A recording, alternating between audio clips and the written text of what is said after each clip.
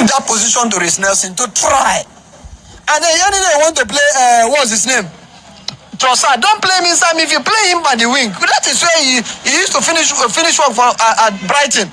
Not people should send me to London. Do all you can. If working Gunners Hop is, you people should send me to North London. Let me grab Arteta by the neck.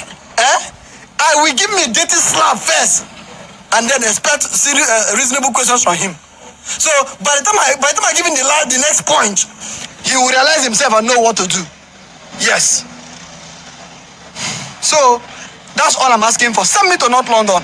Let me mess him up so that he will sit up, because he needs someone to deal immensely with him.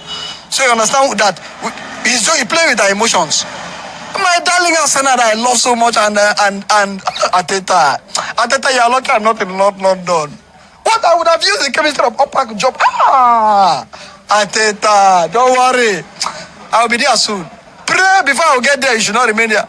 Another I'm asking for is, if he does not improve, I should be Arsenal coach. Let me take up that job. I know what to do. My days in Iwoyan, my days in Bende United and Bende Insurance. Welcome back, familiar to Northside LDN. I'm in a very good mood. Very, very good mood. I'll announce it later on, but I'm in a great mood. Big up to everyone that's locked in. Arsenal might be willing to sell Martinelli in the January transfer window to get and fund Semenyo. Now, I know a lot of Arsenal fans like Semenyo. I know a lot of Arsenal fans want Semenyo at the club. For me, I'll be real. I think he's a decent player. Obviously, he's more of a natural winger. I only see us getting one player in the January transfer window. I'll be real. I've been seeing this. I don't think, if we get Semenyo, the rumors out there are that we're going to play him on the left-hand side. Obviously, we've got Trossard, we've got Martinelli. For me, like I said, I've always said it, Martinelli should be moved and played as a striker, not as a winger. He's not a winger. He's not a natural winger. So playing that left-hand side, yes, Semenyo will be more effective. He will be an upgrade in terms of being used on the left-hand side. Yeah, I'm saying. But Martinelli is a good option as a striker. I think, for me, I'd get rid of Havertz, bro. I'd get rid of Havertz. I'll be real. I don't like Havertz. I don't rate Havertz like that. I think we'd get rid of Havertz, get rid of Jesus. I think Jesus is injury prone. I know he just come back, but the amount of injuries that he's got, can't trust him. Havertz for me doesn't offer enough as a striker. If we've got Gyökeres and Martinelli, we've got Moreno there. That should be the choice going forward if we're not going to invest in another striker. And then if you bring in Semenyo, bring in Semenyo. For me, it is what it is. I've been asking for Lookman. I've been asking for Rodrigo. Are we probably going to make those signings after the money that we spent in the summer? Probably highly unlikely. We do need some more midfielders. We need to get onto that. We don't have enough midfielders. So is the right thing to go out there and get Semenyo and use the funds to get Semenyo? I only think if we do make any signings in January, I think it's only one. And I think the position that we need the most is a DM, not an actual winger. I think we could get by if the manager rotates the squad and uses the squad in the right way. I think we could still get by. I've also said, I think we could still get by. Do you know what I mean? We've got options for the left wing. You know what I mean? We've got Trossard, Martinelli. Sometimes he wants to play Eze there. I prefer not to play Eze there. I prefer to play Eze in a 10. But we've got options there. Now, for the DM position, he doesn't trust Ødegaard. Zubamendi can't defend. And Declan Rice is getting burnt out. I think if you look at it logically, we need another midfielder. We need another midfielder. You know what I mean? And the number 10, you've got what? You've got Ethan that can play in the 10. You've got Ødegaard that can play in the 10. You've got Eze that can play in the 10. You've got options there. When you start looking a little bit deeper, he doesn't want to play Skelly in the midfield. So you don't really have another player that can really play that 8 role. And in terms of DMs, Moreno's not good enough as a DM. Let's just be real. He's not. Ødegaard is not good enough as a DM. And Declan Rice, he prefers to play him in the 8. And Declan's getting tired. So I just think, is it really the right call to go and get a winger? I don't know. If we got the money to get a winger and a midfielder, if we don't have the money to go get a winger and a midfielder, and we have to prioritize what position to strengthen in January, I'd go get a midfielder. I'll be real. I can see things looking very spooky if Declan gets injured. You could already see Declan is tired. You could already see Declan looks fatigued. And I just don't see anyone in the team that's able to do his job on a consistent basis. And I'm just talking about the defending. I ain't even talking about the set pieces. I ain't even talking about like being able to, you know, be effective on corners and free kicks. So I don't know. The Semenyo thing, it's got the release clause around 50 million, something like that. And do we really need to sell Martinelli to fund that? It is what it is. Like I said, there's other players I'd rather leave the club before Martinelli, but at the same time, Martinelli's been inconsistent. Obviously, Martinelli doesn't really help himself when you perform like that against Wolves, innit? When you perform like that against Wolves, you remind us why we don't want you as a starting left winger. Why, for the last couple of years, you've been putting stinker performances. Why at the summer we were looking to get rid of you. And I think that Wolves game literally showed all of that. It showed exactly why Martinelli's got so many critiques. Now, a lot of people like Semenyo.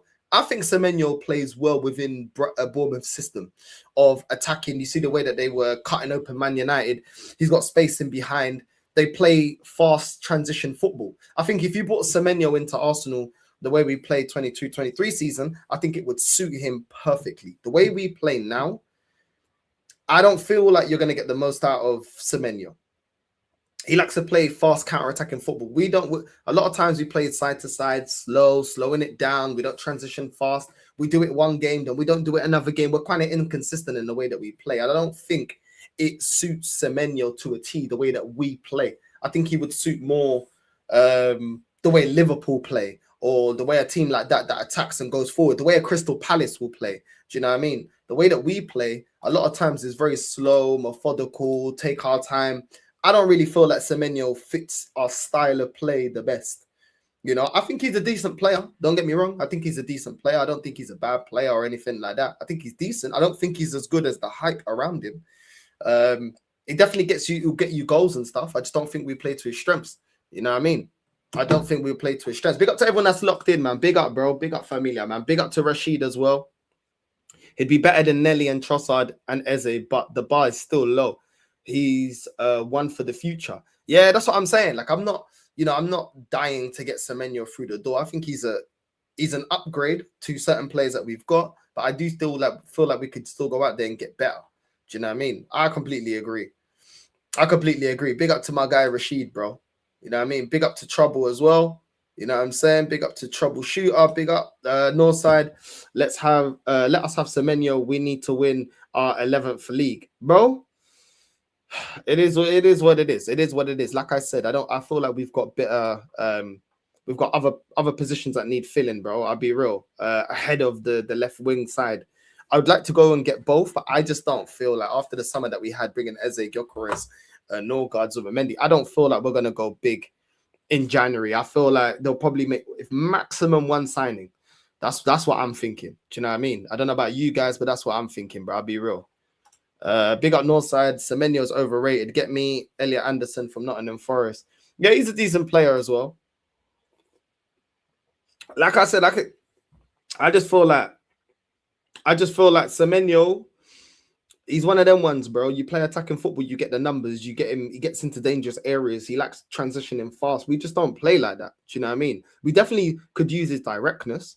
The same way a lot of people are praising Madueke and saying, yo, Madueke is so direct, he does this, you get straight ahead and all that stuff. Yeah, I hear it. You know what I mean? Semenyo's very Madueke is very direct, and we could use that directness on the left-hand side as well. But overall, I don't think he's as good as people say he is. You know what I mean? And I don't feel like you're going to see the same player, you know, here that you saw at Bournemouth. The same way you're not saying it's the system. To be honest, it's more the system than me not really rating Madueke. Not rating Semenyo. It's the same with Eze, bro. Like Eze, you could see was more effective on a consistent basis at Palace, based due to the way that they played. Do you know what I mean? Due to the way that they played, he comes here and you can see certain games where Eze's getting locked off in the game and not being as effective. You know what I mean? You're bringing these players. You need to attack. You need to attack consistently. You need to create opportunities on a consistent basis, not waste 45 minutes of the game, passing it backwards, sideways, lazy football, the way we did against Wolves. We've been doing that. Do you know what I mean? And you want to get the most out of these players, and we've got to attack. And this manager seems to be very scared to attack and actually commit players forward, bro. So I don't know. Some of these players that we're linked to, I just feel like we don't play to their strengths.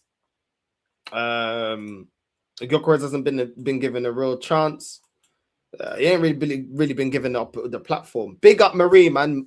A minha prima na casa. Já sabes como é que a cena funciona. Tamo aqui. You know what I mean? Big up Bonjour and big up North. Big up, man. Big up Prima, man. Prima's in the building. Big up to Marie every time. I'm not excited about any player Arteta buys. He'll find a way to cripple them mentally and physically. This is the thing. This is the thing. You know what I mean?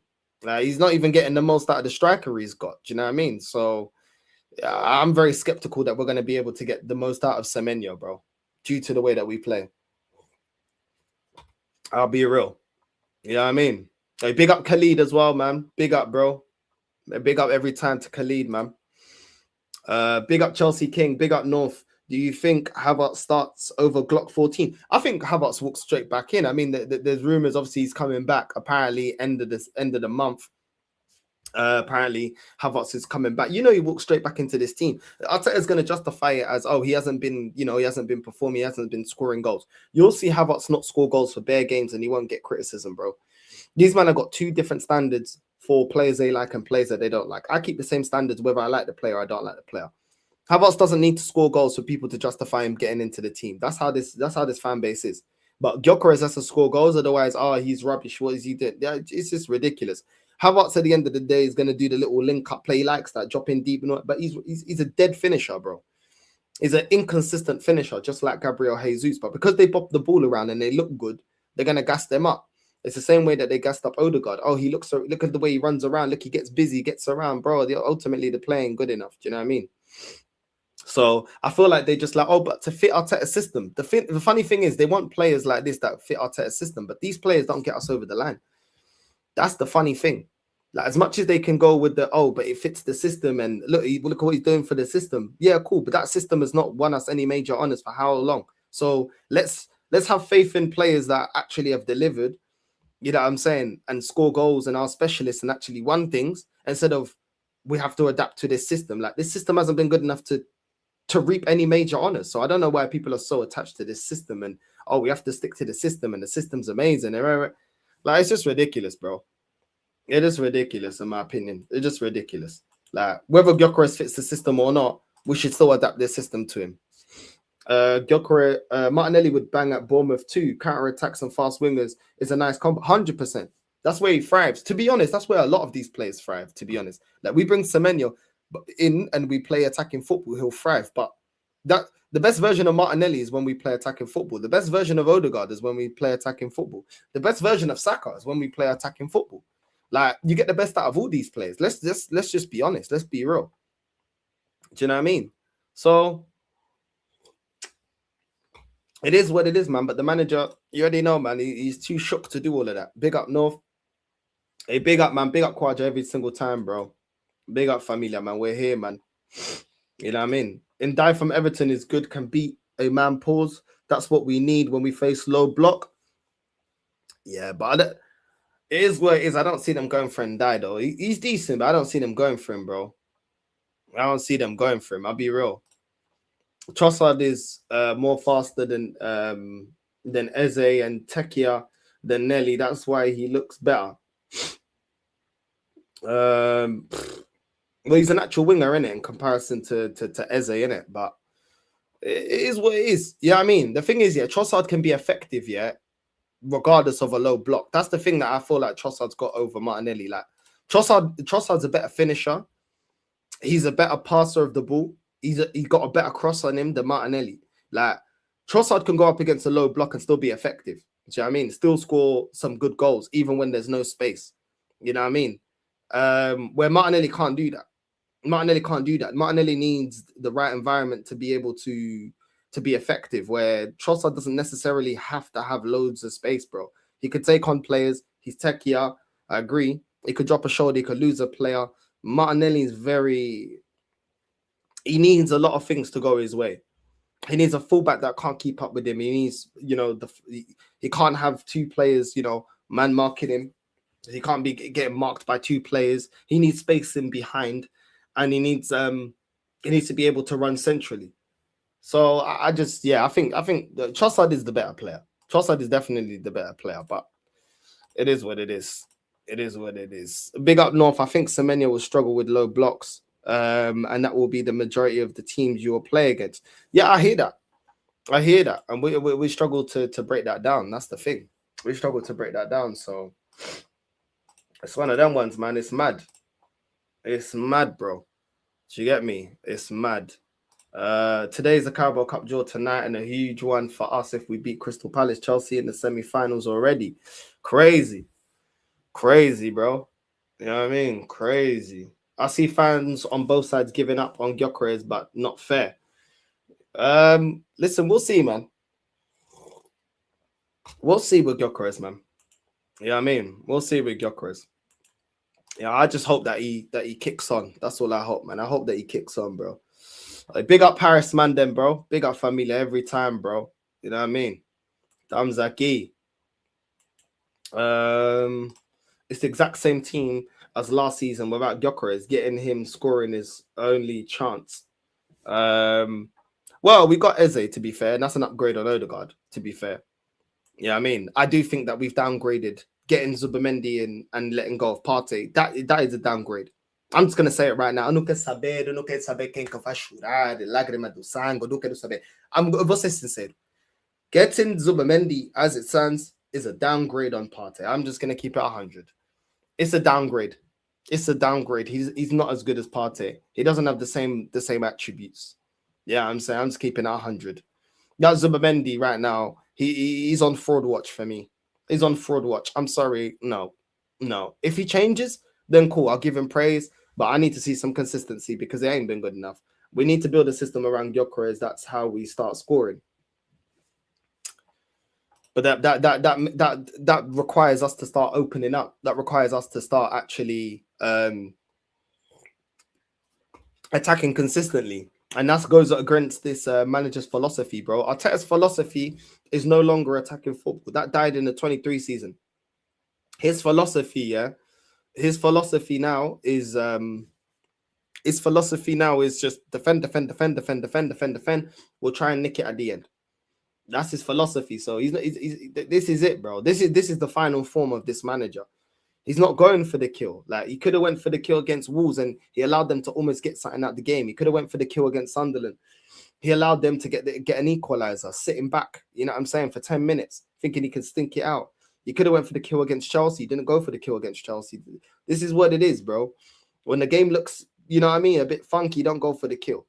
If he can change it and his subs change it and then he puts them to bed easy, like against Bayern, then cool. But if it looks like, yo, we're getting opened up, the defense is looking frail and all that, yo, he just wants to defend and sit back, bro. I'd rather get Yildiz, bro. Not hyped about Semenyo. A lot of people keep saying about Yildiz, you know. I don't watch the Italian league. I don't watch Juventus. I don't know much about him, but a lot of people keep saying Yildiz. I've not watched enough of him. You man saying that you like him, cool.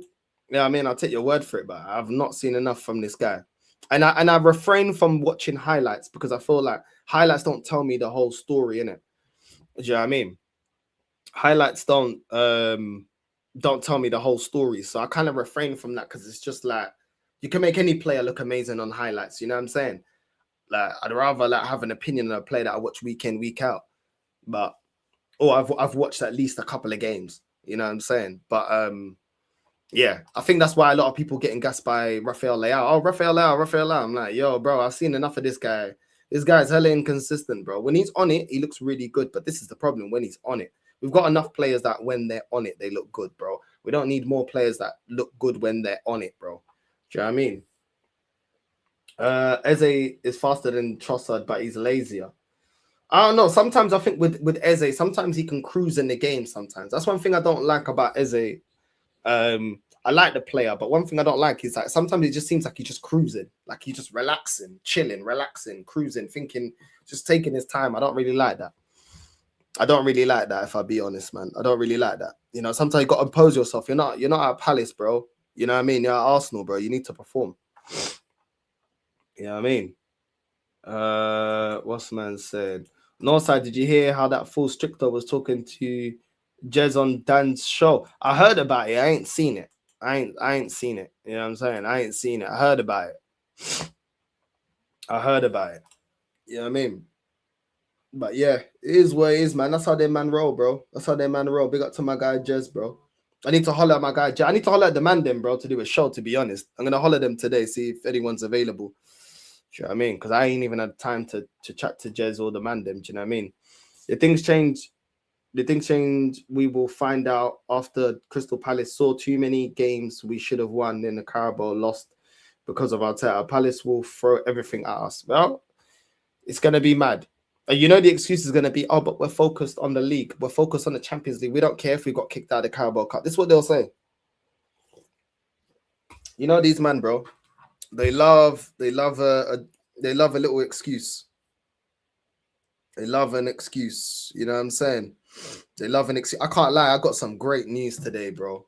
I can't lie. I'm in a great mood, bro. Yeah, I'm saying I'm holding on and getting a trim because I want to get a trim when I go out Friday. You know what I'm saying? But yeah, man. Yeah, I might hold out till Friday to get a trim. Something that's worrying me about Eze is that when he played in the 10 on Saturday, he was playing exactly like Ødegaard. But you know what? Yeah, I agree with that. Yeah, but at the same time, Eze, when he spots a pass here, who actually played a pass. That's the thing with Eze. We wasn't actually moving. Like when I was doing, I think I did a watch along. I think I did that watch along with Lee for the Wolves game. I was like, look at the movement around him though, because when he spots a pass, like the pass that he gave to Martinelli against Bayern Munich, when there's movement, he'll play the pass. We wasn't moving. We were static, bro. We were static. You know what I'm saying? The one thing I will get onto him though, he does need to find Gyökeres though. He needs to find Gyökeres. Do you know what I mean? Playing in that 10, you must be finding the striker, bro. Do you know what I mean?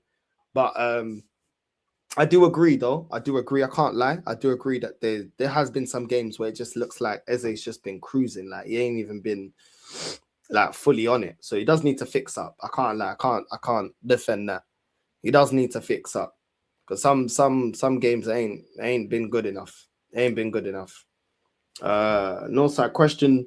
Thoughts, should Arteta start Ødegaard over Eze when Eze has proven to be the much better player, regardless of Ødegaard being cut? Bro, listen, Eze, for me, has to be starting. But at the same time, I'm keeping the same energy with Eze that I keep with Ødegaard. There's been some games I've not liked his performance. I didn't like his performance against Wolves. I didn't like his performance against Chelsea. Do you know what I'm saying? Even against Crystal Palace, he scored a goal, but he was rubbish that game. He was right. He wasn't good that game, but he scored a goal. So it kind of covered the fact that he wasn't that great. So Eze needs to fix up, but I'm already seeing more from Eze than I've seen from Ødegaard, and he's been here less time. So that says a lot. He's been here less time with this team. And yeah, I've seen more from him. Do you know what I mean? So it's one of them ones, bro. It's one of them ones. Yield is really crucial for Juve on the left. Even in games they draw, he's the one impacting. Very young as well. Fair enough. I don't mind, bro. You know what I mean? I don't mind. If we build him, if we bring him into the club, that's fine. I'll give him a chance. But if he's not good enough, then he's going to get criticised. Then one's there. You know what I mean? I want every player that comes to Arsenal to thrive and to succeed. But we have to be real with it. Leao is trash. The highlights are only good moments. Never show bad moments. Exactly. I do not want Leao. I don't want Leao either. But now a lot of this fan base wanted Leao, to be fair, and then now they've moved to we want Semenyo. You know what I mean? Yildiz or Nusa, but we can't get Nusa. Leipzig will ask 60 to 70 mil from him. I've heard this Nusa guy as well. I ain't watched him either, so I don't know, man. I don't know. It's crazy, bro. Stricto said mad things. Not gonna lie, he needs to respect his elders, no matter what, bro. I don't. This is what I'm saying, man. That's what I'm saying. I don't know about that, man, bro. Big up to my guy Jez. Make sure you're subscribing to Jez's Arsenal. Yeah, you know what I mean, make sure you're subscribing to my guy, bro. Make sure you're subscribing to my guy. If we don't win a league or FA Cup, we are not winning the Prem, bro. All I'm saying, don't get your hopes up. Don't get your hopes up. My G, hope your place paperwork is done. Come on, familia, man. You already know, man. North, question, in your opinion, why is Arsenal players getting injured easily and frequently? I think it's very simple. There's a couple of things. The manager running players into the ground, i.e. Gabriel, playing them in games they don't need to play. The manager rushing players back. When players are back, playing them consistently, do you know what I'm saying? Consistently, week in, week out, instead of easing them back into the team. And also just not managing injuries properly. Do you know what I'm saying? Just not managing minutes properly and not rotating the squad. So for me, it all goes back to the manager, because you are putting these players in it under risk. Do you know what I'm saying? Trossard, Saliba. Do you know what I mean? You're playing these guys and you're risking them. Your own words, you're risking them. You're taking a gamble. I don't want to be hearing that from my manager. I don't want to be hearing a gamble, bro. What kind of merda is that? You're gambling. Come on, man. You know what I mean? So as much as he complains about the injuries, it's on him, bro. Make sure you're subscribing to my guy, Jez, man. Make sure you're subscribing to my guy, Jez. You know what I mean? But this is the thing, yeah? A lot of times I can't even be bothered to go on these panel shows, yeah? Because I already see what it's about. It's all bullshit, bro. A lot of these men, when they don't want to listen to you, a lot of times they don't want to hear you talk. When you start talking facts, they get upset. And when you let them land their point, they don't let you land your point. And then they start getting rude and disrespectful. I ain't got time for it. I ain't got time for it. Do you know what I'm saying? I ain't got time for it. Because when they're speaking, they want you to be quiet, which most of the time we're all quiet. We're like, okay, cool. Let's hear what you got to say. And then as soon as it's our time to talk, all of a sudden it's a big problem. They want to be disrespectful and all this type of stuff. It's all bullshit, bro. You know what I mean? It's all BS, bro. You know what I mean? A lot of these men want to be on Sky Sports. I don't want to be on Sky Sports. I don't want to be on all these platforms. I don't want to be on all that. You know what I'm saying? I want to do my own thing, be independent, do my own thing, have my own say. I don't need to sugarcoat nothing. If I want to say filo da puta, I'll say filo da puta. If I want to say vai tomar no cu, I'll tell you vai tomar no cu. At the end of the day, when I want to start talking, you know what I mean, technical about the game, I'll do that. I'll do whatever I want, bro. You know what I'm saying? I'm not trying to do all of that. A lot of these man, I'm just keep it real. A lot of these man, they want validation from Sky Sports. They want validation from flipping Talk Sport. You know what I'm saying? They want to be the most popular. I don't care about all of that, bro. You know what I'm saying? I don't care about all of that. I ain't insecure. I don't need all this dead validation. I don't need to pander to the fan base. I say what I feel and what I believe. And if I'm wrong, I hold my hands up. But up until now, I've not been proven wrong. So it is what it is, bro. Do you know what I mean? It is what it is. All these men are insecure, bro. Like if you're a grown man and you're constantly like pandering to want to be like, oh, accept me. Oh, look at me. I'm a top group. You're insecure, bro. Do you know what I mean? You need to work on your self-confidence. You need to grow a backbone. Stop kissing ass, bro. Do you know what I'm saying? It's one of them ones, bro. Be your own man. Do you know what I mean? It is what it is, bro. It is what it is. I see through these man, bro. I see through these man and their fake confidence, bro. Do you know what I mean? But it is what it is. Let them do what they're doing, bro. Let them do what they're doing. Do you know what I mean? We're going to keep growing and keep expanding and keep grinding and hustling and doing it the organic way. Do you know what I mean? Doing it the organic way. One thing, the thing that I protect the most is my reputation. And my reputation on this app, whether people like me or not, I've always been honest. I've always spoke my mind. I've always been consistent. I've never come on here and tried to just, what can I do for views? Do you know what I'm saying? I've never been, nah, bro, ban all of that, bro. Do you know what I'm saying? I said that's the most important thing is your reputation, bro. Do you know what I'm saying? And when I saw a gal making a video about, oh, why does everyone clown me? That's your reputation, bro. Unfortunately, that's your reputation. Yeah, I'm saying my reputation is they already know if they want smoke, they'll get the smoke. You know what I'm saying? Which is why you see Christian or what's the other guy? Rory talks bullshit. These men won't confront me. You know what I'm saying? They will say things on Twitter or when I'm not there, but they ain't gonna confront me, bro, because they don't want that smoke. You know what I'm saying? I'll say that straight to them. You can clip this up. You don't want the smoke. I'll tell you that now. I'm ready for the smoke. You know what I'm saying? It is what it is, bro. They don't like us. They laugh. They chuckle when we speak, whatever. Guess what? End of the season, you man be sounding like us. We've been telling you this ain't been good enough. And you man didn't want to listen. We told you the 3 DMs in the midfield weren't good enough. Oh, now you man see why. We've been telling you that the performances against West Ham and Fulham weren't good enough. Yeah? Now look, now it's catching up. Oh, but we got the win. We got the win. You man are complaining against Wolves, but I thought we got the win. You can see that it's crumbling. You can see that it's not looking good. But when we called it out early, when we called it out games ago, you man don't want to listen, innit?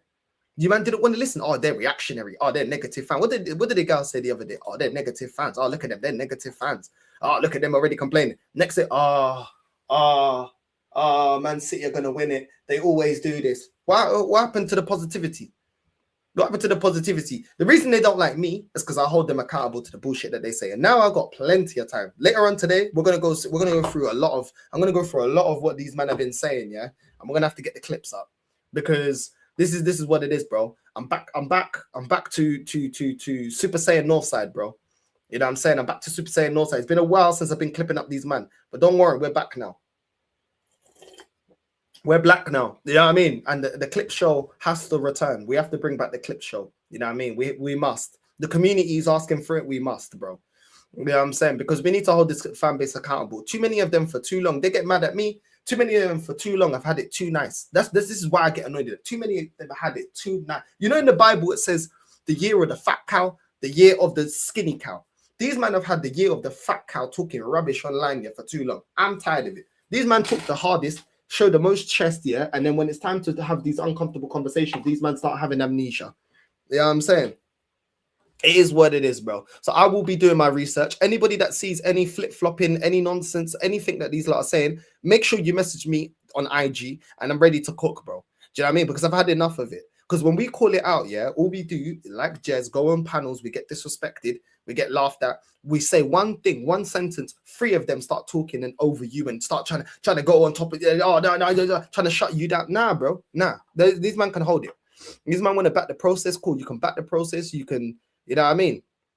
You can hold that, bro. You can hold that. We're not letting anyone get away. The clip show have returned, bro. Do you know what I'm saying? It's the hustle season, bro. We're here. Oh, big up Lee, man. Nah, you get me? You get me? The algorithm thought you was a top gooner. They're like, top gooner alert. Give them the triple unskippable. You know what I'm saying? I'm not leaving down, bro. There's no that with that, bro.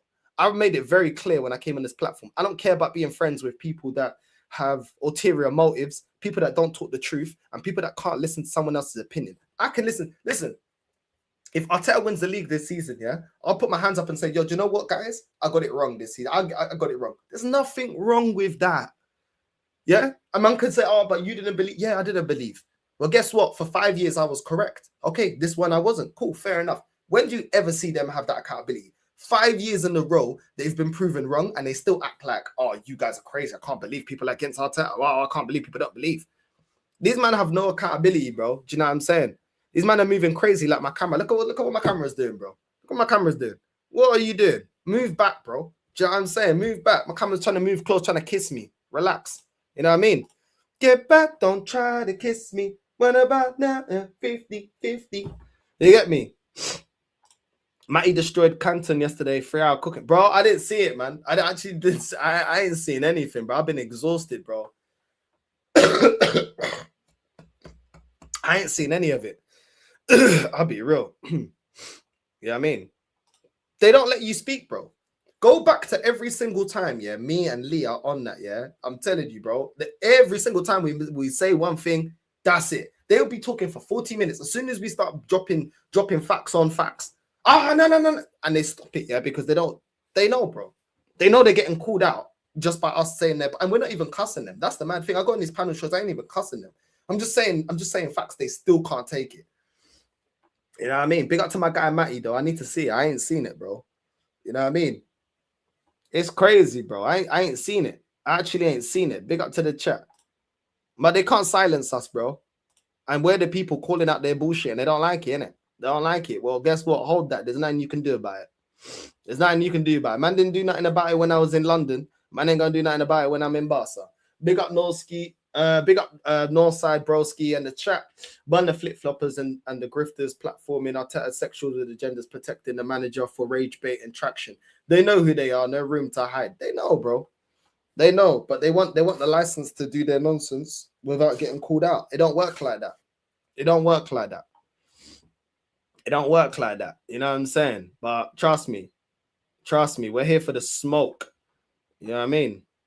No, I hear it. I remember when, bro, Lee. I remember when Lee goes to me. He's like, "Yo, you remember when I was like going like back to back shot?" And then Lee was like, "Why are you doing this?" I'm like, "Nah, like I'm just, you know what I mean? Like certain content creators just supporting." He's like, "Nah, but run it, bro." And I was like, "You know what? I got to a point. I'm like, you know what? Fuck this." Do you know what I'm saying? I'm tired of it, bro. Do you know what I mean? I'm tired of it because the thing is this, yeah. You can have your opinions, yeah, and I cuss people whatever. I sometimes been on shows with people that I don't like, yeah. I give them the minimum of respect to say this, have their say, and then let me. If you're not even gonna let me have my say, yeah, because then what's the point? I'm moving.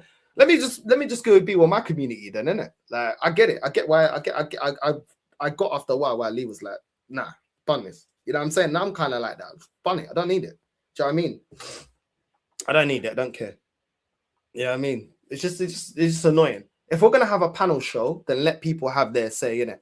Do you know what I mean? But if you're not gonna let people have their say, and it's not anything to Dan Pot, it's not Dan or nothing. It's those kind of Arsenal fans. It's just like, bro, I don't need to be discussing that thing with you, bro. I'll just make you a thumbnail, bro, and cuss you that way, innit? Do you know what I mean? So if you don't want to have a conversation, then cool. Don't start crying when I put you in a thumbnail, innit? Start cussing. You got the internet laughing at you, looking like an idiot, flip flopping. It is what it is. You know what I mean? They don't give respect back, bro. But because their side, yeah, they like what they say, they don't call them out. So they'll call me out because I put someone in a thumbnail, I'll cuss someone, but then when we're face to face, I'll give them a certain respect. They don't give that respect back, and then what? That's what it is, bro. That's what it is. But they won't get called out because those people like what they say. They like, oh, yeah, we're gonna be amazing. Oh my god, everyone's world class. It is what it is. Hooks is 100% the top gooner. Hooks tries to duck out of that. Hooks is my guy. Don't get it twisted. Hooks is my guy. But Hooks is the top gooner, bro. I said it to his face. I saw it when I saw him before I came here. I said it straight to his face. He came to Mumsy's yard. I told him he'll come to Mumsy's yard. Hooks is a good person. Like Hooks is not a nasty person. I got time for Hooks. You get me? That's my guy. But he is a top gooner, bro. He is a top gooner. And I said it to his face. Yeah, we was having a blend. We had a couple of Maggies. So I said it to his face. Actually, talking about Maggie, I got a Maggie. I forgot.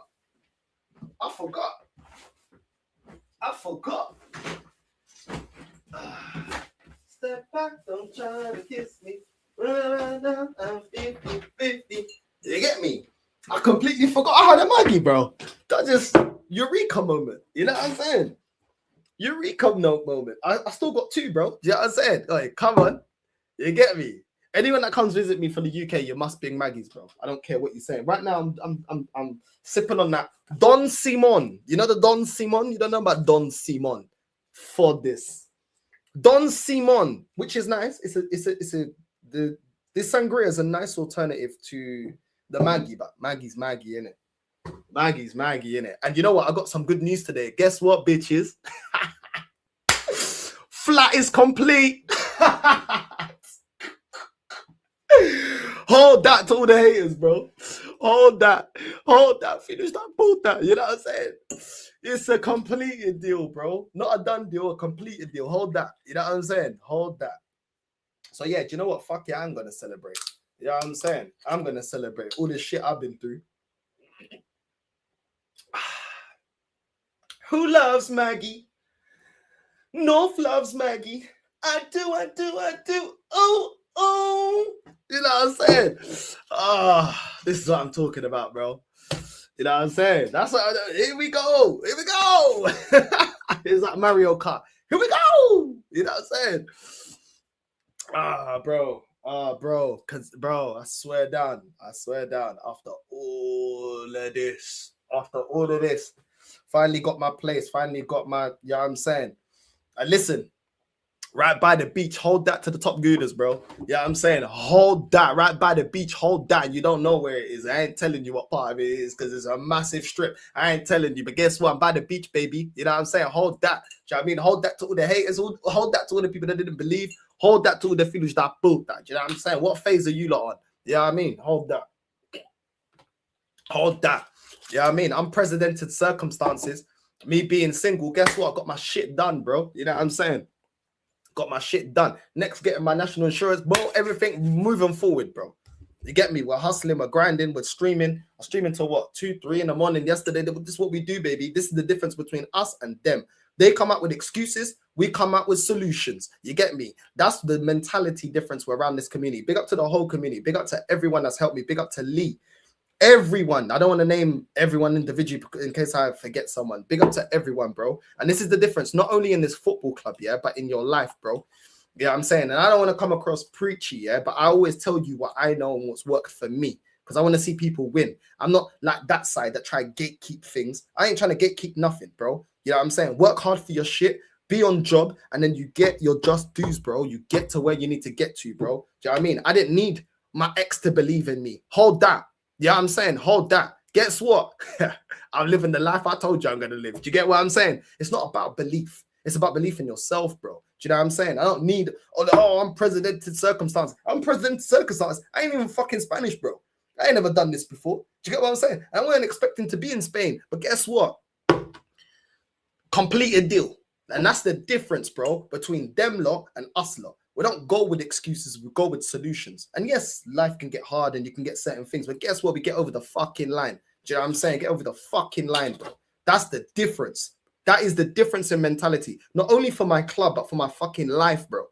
For my life. You know what I'm saying? I told you, man, I'm going to sell the house. I sold the house. I told you, man, I'm going to come to Barca. I'll come to Barca. I told you, man, I'm going to be doing a second channel. I've done the second channel. The weather's been atrocious, which is why I haven't been able to record. I told you, man, I'm going to be working more on the channel. I've been doing that. You get me? That's the difference between us and them. That is the difference, bro. We get over the line. They don't. They can hold that. We don't care about your excuses. We don't care about your excuses. This manager better get over the line, bro. I don't want to hear nothing about, my neck, my back, my crack. Everything's going crazy. I don't care, bro. Get over the line. I don't care. Find a way. Do you know what I'm saying? Find a flipping way. Who the hell is this? Okay, leave that for later. Anyway, that's what I was saying, bro. You got to get over the line. You got to get over the line, bro. You get me? Now, big up to the chat, man. Big up to the chat. We don't have this mentality just for the club. You have it for your life as well. You have it for your life, bro. You know what I mean? Why is there a happy me in the thumbnail? The happy me is my apartment's done, bro. You know what I'm saying? My apartment's done. You know what I'm saying? My apartment's done, bro. Do you know what I'm saying? I'll be out of this hotel soon. Bro. Do you know what I'm saying? It's a done deal. Big up Marie, man. Big up to everyone I appreciate everyone, you know what I mean? Being happy for me, bro. You know what I mean? I appreciate that. Real talk. Not everyone's happy for you when you win, bro. You know what I'm saying? Not everyone's happy for you when you win. I've always been happy when people around me win, even if I'm not winning on the same level. You know what I mean? I knew that we got a good community, bro. You know what I mean? But yeah, man. It's one of them ones, bro. It's one of them ones. Bro, at the end of the day, yeah, Dan can run his show how he wants, innit? At the end of the day, he can run his show how he wants. Obviously, it is difficult to control that many people, but at the same time, he asks you to jump on. It's up to you if you want to jump on. You know, you can't really... Dan can't be in control of what a next grown man says. You know what I mean?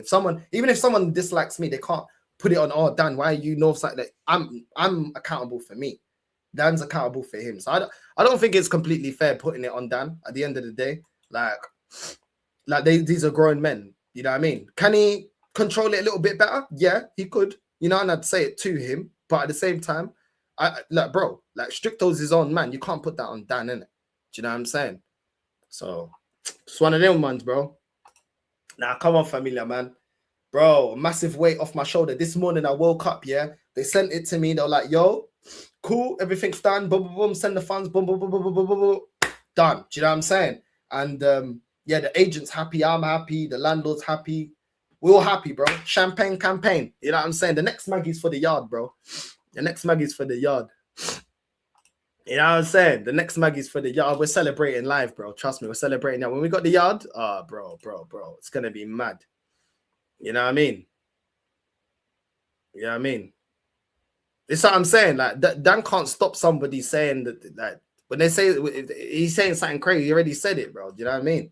It's one of them ones, bro. You know what I mean? It is what it is, bro. It is what it is. Do you get me? It is what it is.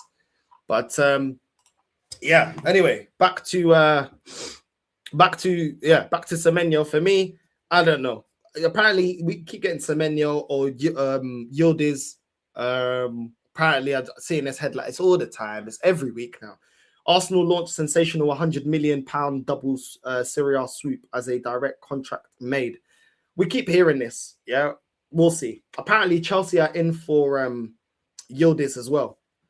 I don't see us getting this guy in January, bro. Yeah, I mean, even saying Arsenal expected to have a quiet January window after spending 250 million in the summer. This will see them save money ready for another attack on the transfer market in the summer 2026. Arsenal sporting director Andrea Berta has built a fantastic squad, but there are a few tweaks that could be made ahead of next season to help Mikel Arteta's potentially win more silverware. But we'll see, man. We'll see. We'll see. Is Berta a big fan of Yildiz? Maybe. Maybe. Do you know what I mean? I don't know, bro. I don't know. I don't know if this guy is as good as people are saying. I don't know, bro. I'll be real. Like, everyone's gassing this guy up, bro. I've seen so many players be gassed up. You know what I mean? By this fan base. I don't know, bro. All I'm going to say is I don't know. I don't watch him enough. I don't know. If you man rate him, you man rate him, bro. Why are we not going for Rodrigo? I don't think we've got the money to go. They're not willing to spend the money to go for Rodrigo. Let me reframe that. They're not willing to spend the money to go for Rodrigo, bro. That's the difference. I don't think they want to spend that kind of money, bro. Like, even if we get a midfielder, which I think should be our main focus, I don't feel like the club wants to spend any more than like 40 M's. I'll be real. I think this January we're going to be real tight, bro. I don't feel like they're going to throw... They ain't going to... If they get a player, they're not throwing the bag at it. I think they're going to try and look for like an opportunity in the market and see if they can get a good deal. If they can't do that, then they'll be like, yeah, we'll walk away from it. It's calm. That's what I think. That's what I personally think. Especially if we don't sell either Martinelli or Trossard. If we don't sell Martinelli or Trossard, 100% I don't feel like we're buying anyone. I don't. This is just going off the history of the club. But like I said, Berta's here now. You know what I mean? So maybe things are a little bit different. Maybe. You know what I mean? But because normally, you know, in the past, deals like Zubimendi and Gyökeres would have fell through. Let's be honest about it. But yeah, I'm going up for a blim. How about that? Catch me outside. How about that? You know what I mean? Catch me outside. How about that? Where's my birds? Catch me outside. How about that? Hold on, so I need to blow my nose. Hold on.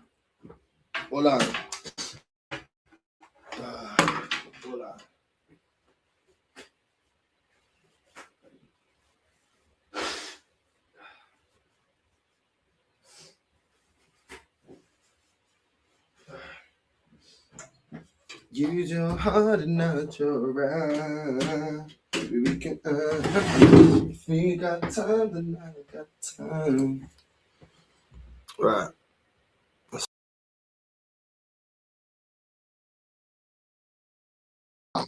Voila. Vamos, porra. Right. There we go for blend time. But yeah, like I was saying, I feel like we're not going to spend big P's unless we spend unless we get some money for some players I'm trying to get rid of, i.e. Trossard and Martinelli. I don't see us getting rid of both, if I'll be honest. I don't see us being able to afford someone like a Rodrigo unless we make some sales. I don't think the club's willing. But you know this club, bro. You know this club. These men love a penny pinch. You know what I'm saying? These men do love a penny pinch when it's time to...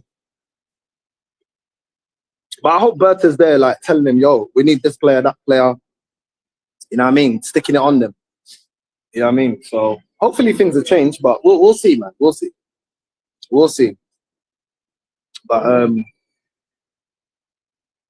what's man saying? Not gonna lie, I watch a lot of Juve games. Yildiz is really good. He can play as a second striker, left wing, but he's best in a left 10 position. Well, we don't play left 10, bro. You know what I mean? I don't know. I don't know, bro. I don't know. We don't play with 2 10s. Do you know what I mean? So I don't know, bro. I don't know. I just feel like I just feel like, bro, it doesn't really matter who we bring in. Yeah, I think this manager's shown it doesn't matter who we really bring in unless he's able to adapt and change up. Then it doesn't really matter. Do you know what I'm saying? It doesn't really matter. It doesn't really matter, bro. He needs to change his. He needs to be more flexible with his system. Until he does that, then nothing ain't changing.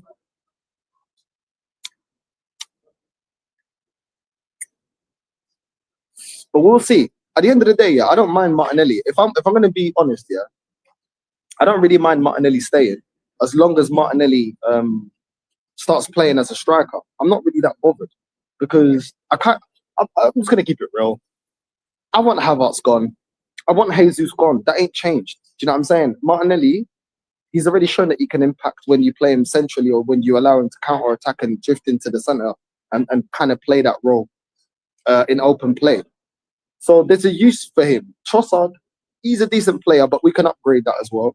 We're not going to go and buy a striker and a midfielder and a winger. Let's just be real. So for me, I'd like us to revamp our striking force in the sense of the strikers should be Gyökeres, Moreno, and Martinelli. Them three. You've got Moreno if you want to play this little,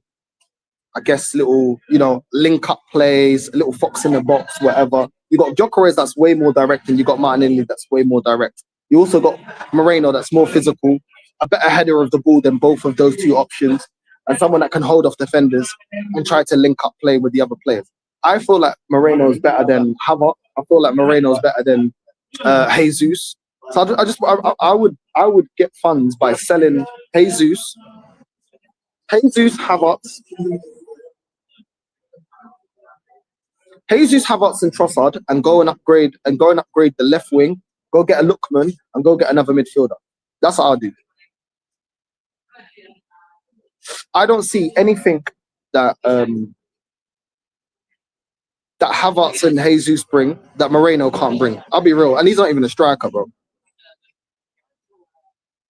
If we sell Trossard, I'm not gonna cry about it. If we sell Martinelli, I ain't gonna cry about it.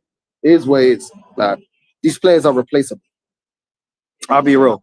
Like, so if man want to say, yo, no, if I'd sell Trossard or whatever, cool. They're replaceable, bro. To me, they're replaceable. What about Skelly? Bro. Skelly needs to develop in the he needs to develop in the midfield role, his natural position, bro. You know what I'm saying? It is what it is, bro. It is what it is.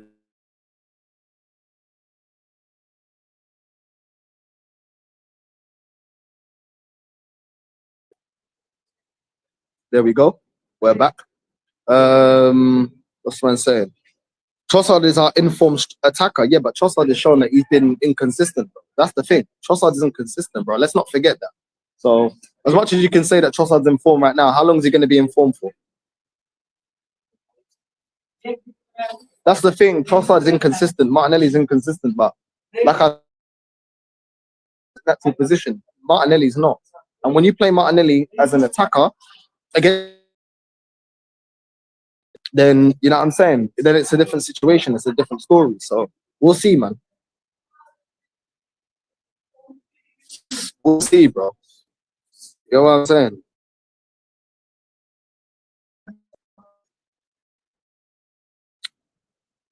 Bro, we do need the left-hand side to be locked off. Nobody's really locked it off on a consistent basis. Let's be real about that. No. So it's one of them ones, bro. I just feel like we need a midfielder much more, bro. Because Declan Rice goes down, it's season's over. But I'm gonna be real with you. Out for months. Season's over. And what I mean by over, we're not winning nothing. Because you can see when Declan's not at it, yeah, how easily we get run through. Wolves, Sunderland, all this. Declan's tired, bro. He's drained, bro. Man's doing all the work. Like, what is this, bro? We're gonna call it Conta Kente. Ah, bro. Essa é uma merda, pô. É uma porcaria, pô. Não. As coisas têm que mudar. Essa merda tem que mudar. Do you know what I mean? Bro, this, especially with the injuries that we've got, yeah, we don't know what condition. Like, Saliba didn't look back at it when he come back. Gabriel, what condition is Gabriel going to come back at? He's been injured for time, bro. Oh my merda. But anyway, but we move. You know what I'm saying? Without the defense, we ain't doing anything. This whole team structure is circled around the defense. Let's just be real. What does this fan base always talk about? The defense. Oh, the defense is this, the defense is that. It's about the defense. Once the defense goes, so this team is it's open season. Do you know what I'm saying? It's Call of Duty, bro. We're getting shot down. I'm just being honest.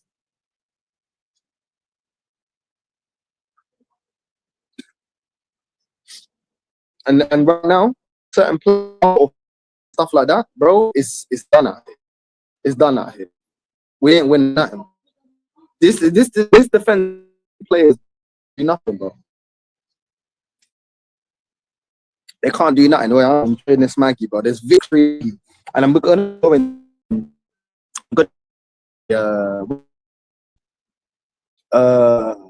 Colombian place to eat some nice food, bro. I'm going to a Colombian place to eat some nice food, bro. I'm gonna have some pan de horno. What else am I gonna have? Some nice things. Don't worry about it. Don't ask questions. One on one, bro. Forget it. You can and score as many, if you're leaking as many and get against Wolves. That was our warning sign. Bro, our warning sign was, yeah, I can't even lie. Our warning was time ago. It was already against Sunderland. We didn't heed our warning. Bro, it's a day, bro. It's a long, long day. That's what we're gonna do. It's a long day. So now we need to get Semenyo. You think Semenyo is gonna save the season? It ain't, bro. Também complicado. I'm just keeping it real. This whole team is built on a strong defense. And you see as well, yeah. Let's be real. We like Saliba, yeah. We like Saliba, but at the same time, without Gabriel there, I agree with you, bro. Without Gabriel defensively, we have no guides on the back, bro. You see how many that Wolves were spamming? How many? I don't know. It's a long day. It's a long day, bro. Without Saliba times, bro. Pause.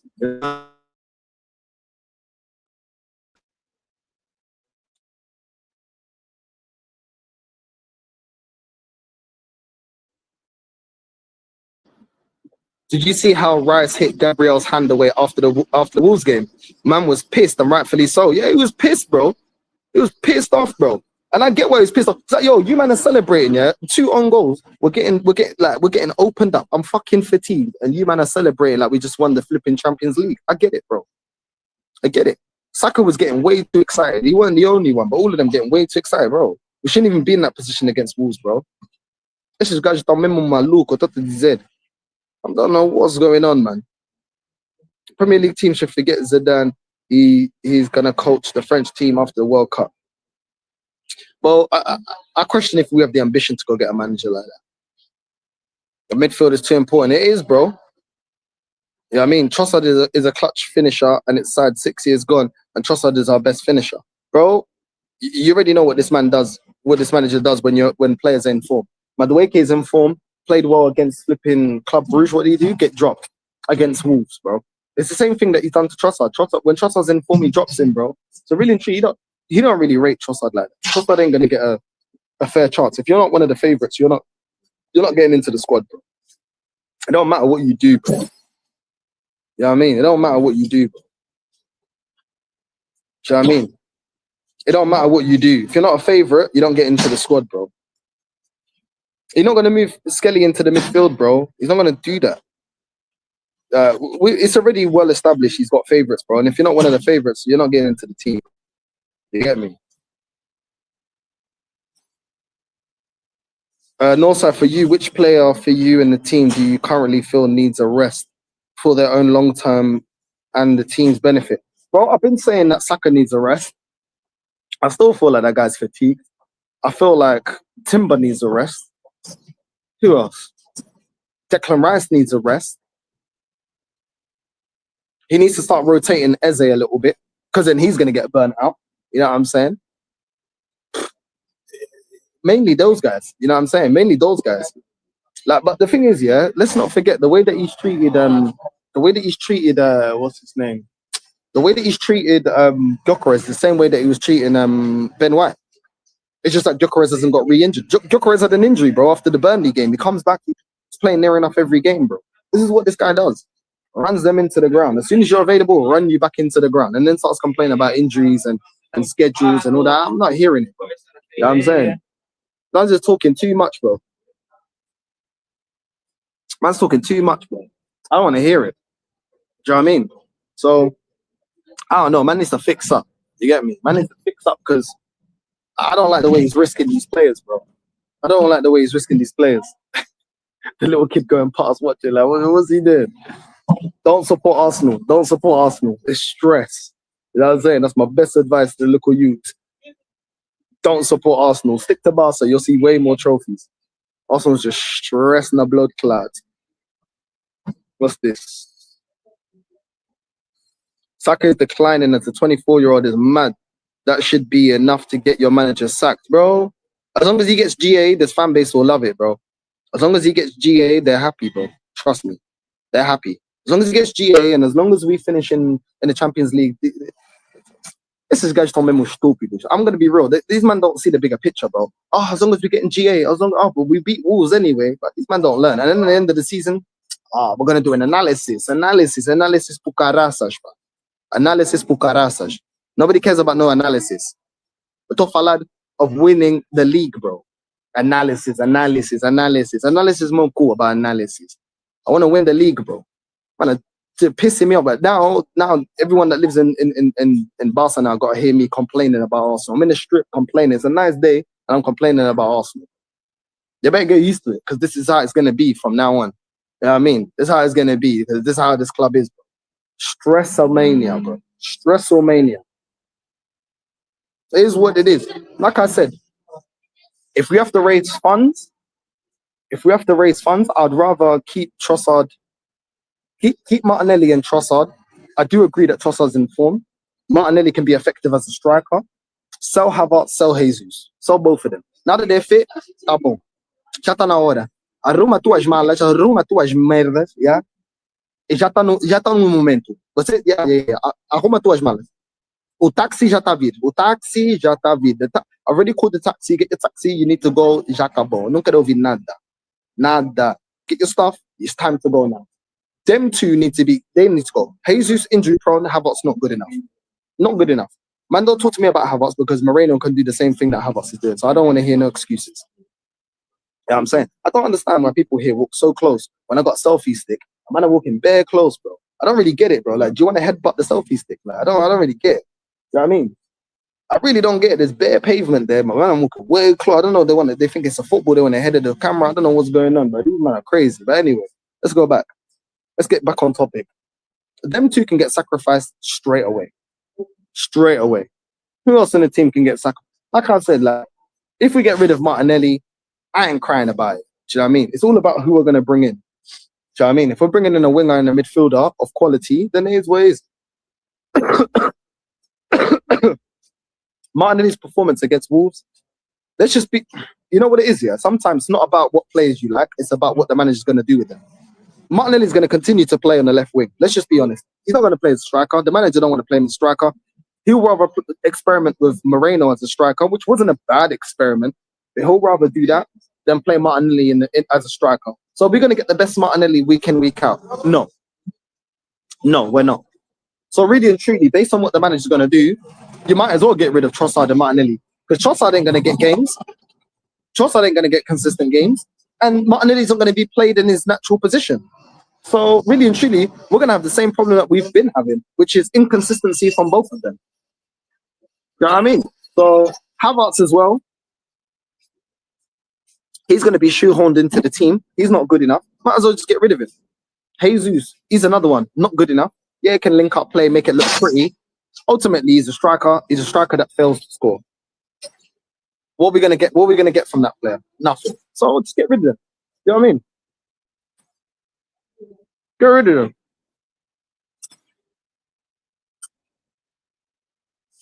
Might as well just get rid of them. I'll be real. Make sure you're still subbing and hitting the like, bro.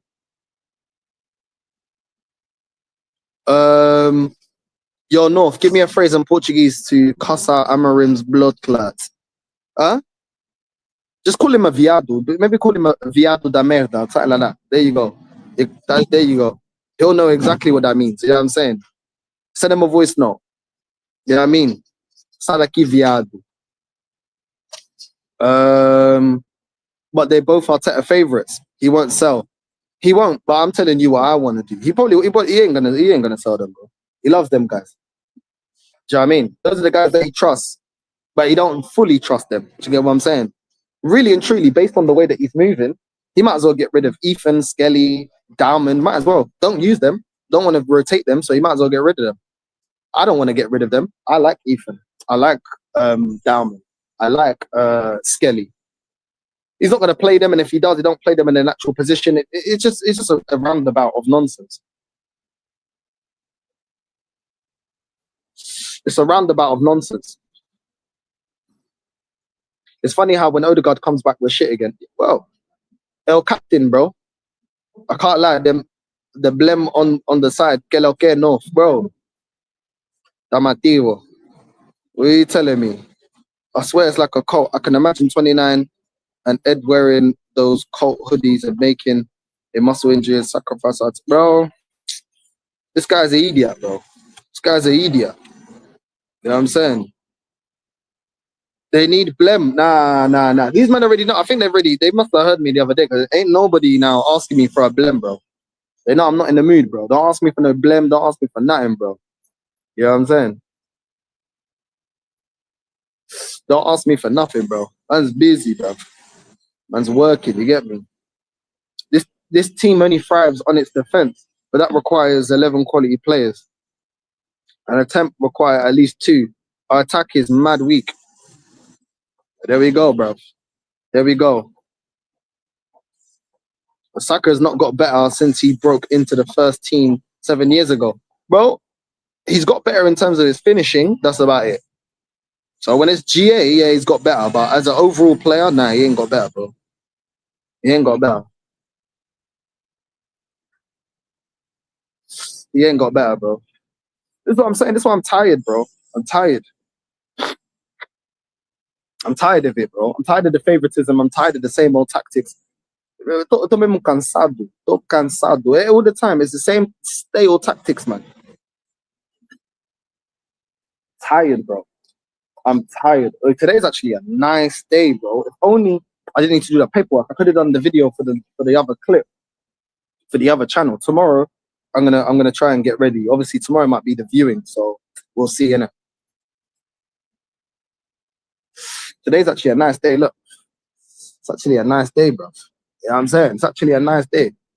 Can't lie. It's actually a nice day. But yeah, we're gonna work and then go get something to eat. I might film if it's still sunny after I finish this live. Normally it gets dark here around like 5. If it's still sunny, then I'll just make the video. I'll charge my phone a bit, have a fresh shower, you know what I mean? Be calm, and then we move, bro. You get me? How far do you think we'll go in the Champions? It really depends who we get in the Champions League, though, innit? It depends who we get. Probably, I'd say probably quarters, maximum semis. We're not getting to the final, bro. I'll just be real. We ain't getting to no finals. We're definitely not winning. Definitely not winning. The tactics that I'm seeing, or lack of tactics that I'm seeing against Wolves, you think we can win the Champions League? That's maluco. Você tá maluco, bro. Not happening, bro. So maximum probably quarterfinal, maybe semi-final, something like that. Then we'll get slapped up. This is the thing, yeah. This is my opinion about Champions League, yeah. If you don't have, you need a tactician in the Champions League. You don't necessarily need the best team on paper, player for player, but you need a manager that makes the difference. Champions League, there's moments that define you, and that's moments where tactically you have to be on point. You have to be able to adjust how the game's going. Do you know what I'm saying? This manager can't do that. So because this manager can't do that, it's not happening, bro. It's not happening. We ain't winning no Champions League. We're not going to be able to do none of that, bro. So you need a tactician, bro. You know what I mean? Like,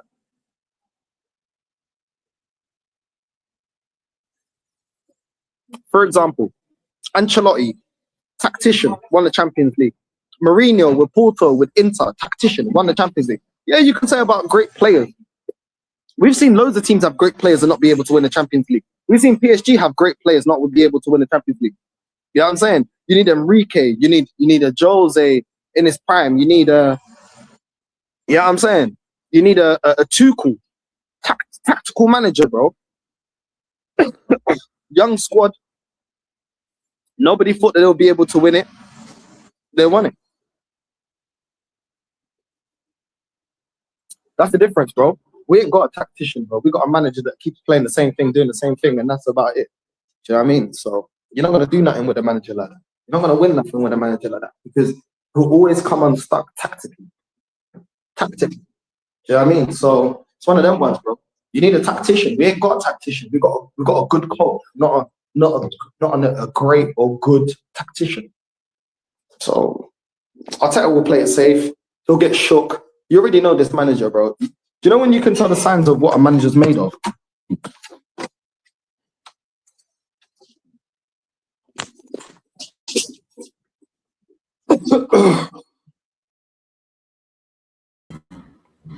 You can tell. PK, I see you there waiting, bro. I'll bring you in. You can see what a manager's made of, yeah? When he's under pressure, bro. Do you know what I mean? Pressure makes diamonds, bro. And this manager crumbles every single time, bro. Every single time. What are you saying, PK, man? You good, yeah? Yeah, I'm good, man. Am I audible? Huh? Am I audible? Are you able to hear me? Are you able to hear me? Yeah, I can hear you. Yeah, I can hear you, bro. Yeah. Yeah, man. Yeah, I mean. But how are you feeling, bro? How are you feeling? Your team's only, 2 points behind mine? How are you feeling as a City fan, bro? Yeah, I mean, I'm feeling much more confident as compared to like 2-3 weeks ago. But still, I still say we have to improve a lot. But again, if Arsenal are not up to the mark, then I don't think we would even require to improve in order to win the league. Arsenal have to do better. And I don't know why Arsenal's form, like, it has dipped a lot in the last few weeks. I don't know why. Like, I don't understand normally. Maybe it's because of fatigue, as you said. So, yeah. Yeah, but bro, you listen, you slapped up Crystal Palace comfortably. You know what I mean? Haaland getting 2 goals. Foden scored as well. Foden continues to keep delivering for you guys. Yeah, and this is the thing with your team. You always have players that deliver. You know, Foden, to be fair, so far this season, I think he's been decent. He's been effective. He's been scoring goals. You've had Doku that's been effective. Reinders and Cherky have had their moments as well where they've played well. Bernardo's ticking over. Nico, even though you've been running him into the ground because of injury, he's been doing okay. You know what I'm saying? Obviously, there's certain games that show his fatigue, but that's normal when he's playing every single game. So it's like, bro, your team is ticking along. It is ticking along. Do you know what I mean? Nunes at right back has had some good games as well. Nico O'Reilly's had some good games this season as well and been effective. You know, didn't Nico O'Reilly score for you guys against Real Madrid? Yeah, he did. He Yeah, exactly. Do you know one thing that Pep does excellently? Yeah, I feel like it's the way that he rotates his squad and the way that he utilizes certain players. And when he gets it wrong, he'll continue to adjust. Does he make mistakes? Of course he makes mistakes. Every manager makes mistakes. I've seen Fergie make mistakes. I've seen Wenger make mistakes. But a top manager will always look for solutions. I feel like my manager plays it so safe that I expect us to get Champions League. I expect us to get it comfortably, but no more, no less. I don't expect us to get over the line. I don't expect us. You know, like when you guys got kicked out of the Champions League by, I think it was Lyon. Yeah. Look at how your manager then adjusted. Then you went on to win the treble. Do you know what I mean? Like Pep learns from his mistakes. Arteta doesn't learn from his mistakes, bro. Yeah, Arteta is an amateur in that regard, for sure. I mean, I wouldn't completely disregard Arteta's contribution, as I'm sure you also wouldn't, because Arsenal were sort of struggling, but now it's absolutely high time that he should be delivering. He should. I mean, these things go without saying, right? That he has to be more intelligent in making in-game changes. He has to be a bit more flexible. He has to know when to rotate. Again, that those are the things which separate good managers from the greats, right? Look at Ancelotti. He might not have been so good in terms of league titles, but look at what he does in Champions Leagues. That tells you everything about what kind of manager he is. Such an elite manager. And on the other side, look at Conte, who doesn't do so great in he doesn't do so great in European competitions, but he's really good in leagues. So yeah, Arteta has to deliver in either side. He has to deliver. Either he has to do something good in Europe. Something good means you have to lift the trophy.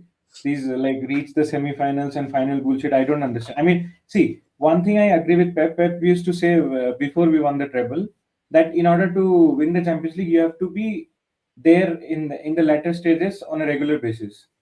But again, for a club like Arsenal, with such a rich history in terms of trophies, it's a shame that you guys haven't won a Champions League yet. So I think you should do that. And also, yeah, league also you've not won it for 20 years, so it would be very mental block is still there, as we all see. But again, Arteta's stubbornness also doesn't help. Yeah. No, I hear it. I think your next run of games. I know you got Brentford in the cup today. Everyone expects you to win that. But then when you look back in the league, you got West Ham. We expect you to win that. You've got Forest. I know they slapped up Spurs. We still expect you to slap up Nottingham Forest. Sunderland will be a tricky game, but I still expect you to score against them. They are missing a lot of players in AFCON actually. So we are quietly confident about Sunderland as well. And then you got Chelsea, which will be a tricky game if they make a midfield of Reece James, Caicedo. Their starting lineup when they go up against the big teams. Even when we face them, when they've got Reece James in the midfield, they got Caicedo there. Obviously, Cole Palmer's now back, scored. Yesterday. So when they got these players back, then it's a bit difficult. I think Chelsea are a team, for the big teams, they're a problem. Against the smaller teams, they seem to play a different lineup. They seem to rotate a lot, and they're easier to get got at. When they play the bigger teams, they're kind of up for it. Barcelona, Arsenal, they seem to step up for those games. How do you feel? I know it's a couple of fixtures down, but how do you feel about going up against Chelsea in a couple of weeks? Chelsea, I would say the only time that we have been very successful against Chelsea is after the Champions League final that we lost against them. Otherwise, they are very tricky team to beat. Even when they were not so good, we beat them right after Mourinho won them the league in 14-15. But still, they're never an easy place to go or even host them at the Etihad. And yeah, I think Maresca is a good manager. The only issue that that team has is they only have a couple of 3-4 good players. I mean, genuinely good players. I'm saying. I'm not talking about just a decent players. I'm talking about the actual good ones. Others are I would say very scrub type of players actually. That's the only issue. And yeah, I mean we have to be at our A game and maybe Pep doesn't mess it up against a tricky team like Chelsea. So yeah. As a City fan, how do you feel about obviously the title race? You're only 2 points behind Arsenal. It's still everything to play for. You still trust in Pep. You still feel like, how do you look on it as a City fan for yourself and for Arsenal? How do you look on it in terms of who you truly believe is going to win the league? I see. I mean, it was sort of 50-50, but I would say, bar the last 5-6 games for Arsenal, I genuinely thought that Arsenal has a big shot at winning the league. But given what happened, other than the Newcastle game against us, we have been pretty good. But we are still yet to improve a lot, I would say. And I'm fairly confident. I wouldn't say that I'm absolutely I don't have my chest out like that. But yeah, I think that we are gonna win the league, but that depends on a lot of factors. If Arsenal don't buckle up and we stay like we improve a little bit, then we may win the league. If Arsenal are a bit better and we improve a lot, then still I think we win the league. Because I've heard many people say that if it stays like this, then Arsenal are gonna win it. But I would say if we match the results against Arsenal and if we beat you guys at the Etihad, we are winning the league, right? So yeah, I'm pretty confident, but I won't say I'm fully like I don't wholeheartedly. I can't say that yeah we are gonna win the league, but yeah I'm a bit confident. Yeah. I'll be real. Like the way that you guys are put runs together, yeah, I feel like it's been mad, bro. Like even like from when like from when you beat Burnley, you went on a run. You beat Brentford, you beat Everton, you beat Villa.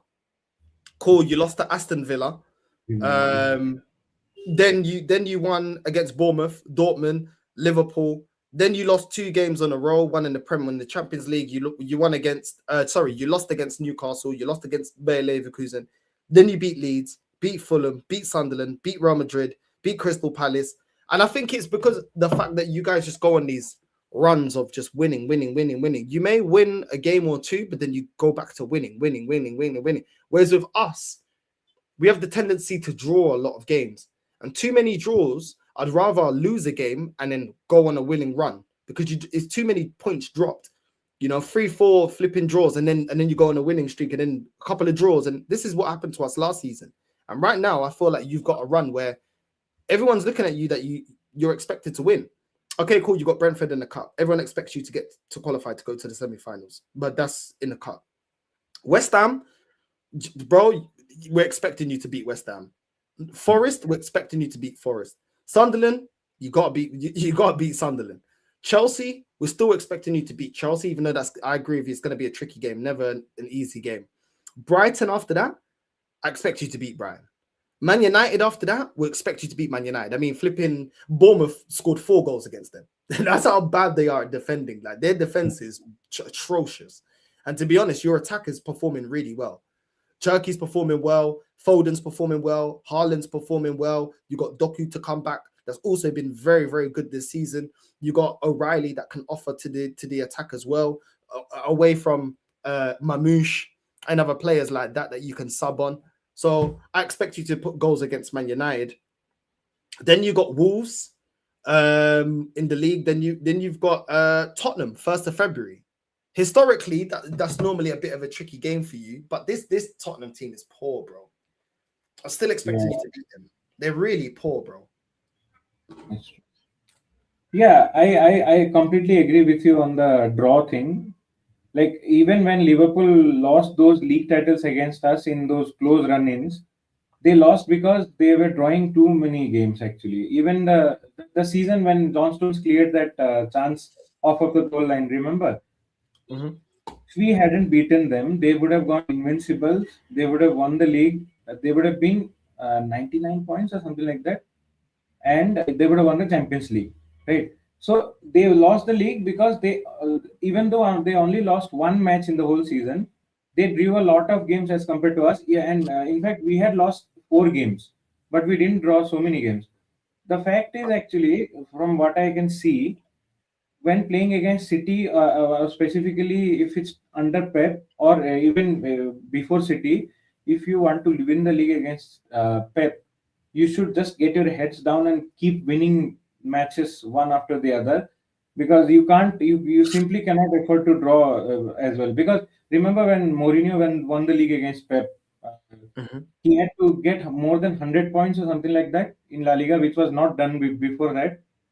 So yeah, you have to be like completely flawless, or City have to falter, or Pep has to falter tactically, or the squad has to like buckle under pressure or something like that. So yeah, you guys have to make sure not to draw too many matches, because losses happens. Okay, it's not there's a reason that there's only one team which has been invincible in the whole Premier League history.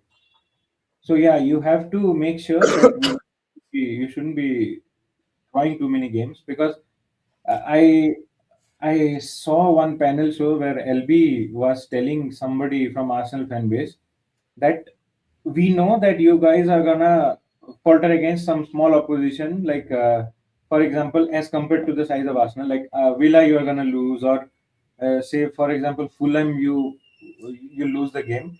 So then the next game after that discussion was against Chelsea. So when LB asked the guy that, do you think a draw against Chelsea will be a good result? That guy kept on saying that yeah, it's a good result, but LB said that we all know that you guys are gonna falter against some smaller oppositions. So why don't you aim at winning the games that you have in front of you, be it Chelsea or whatever it is?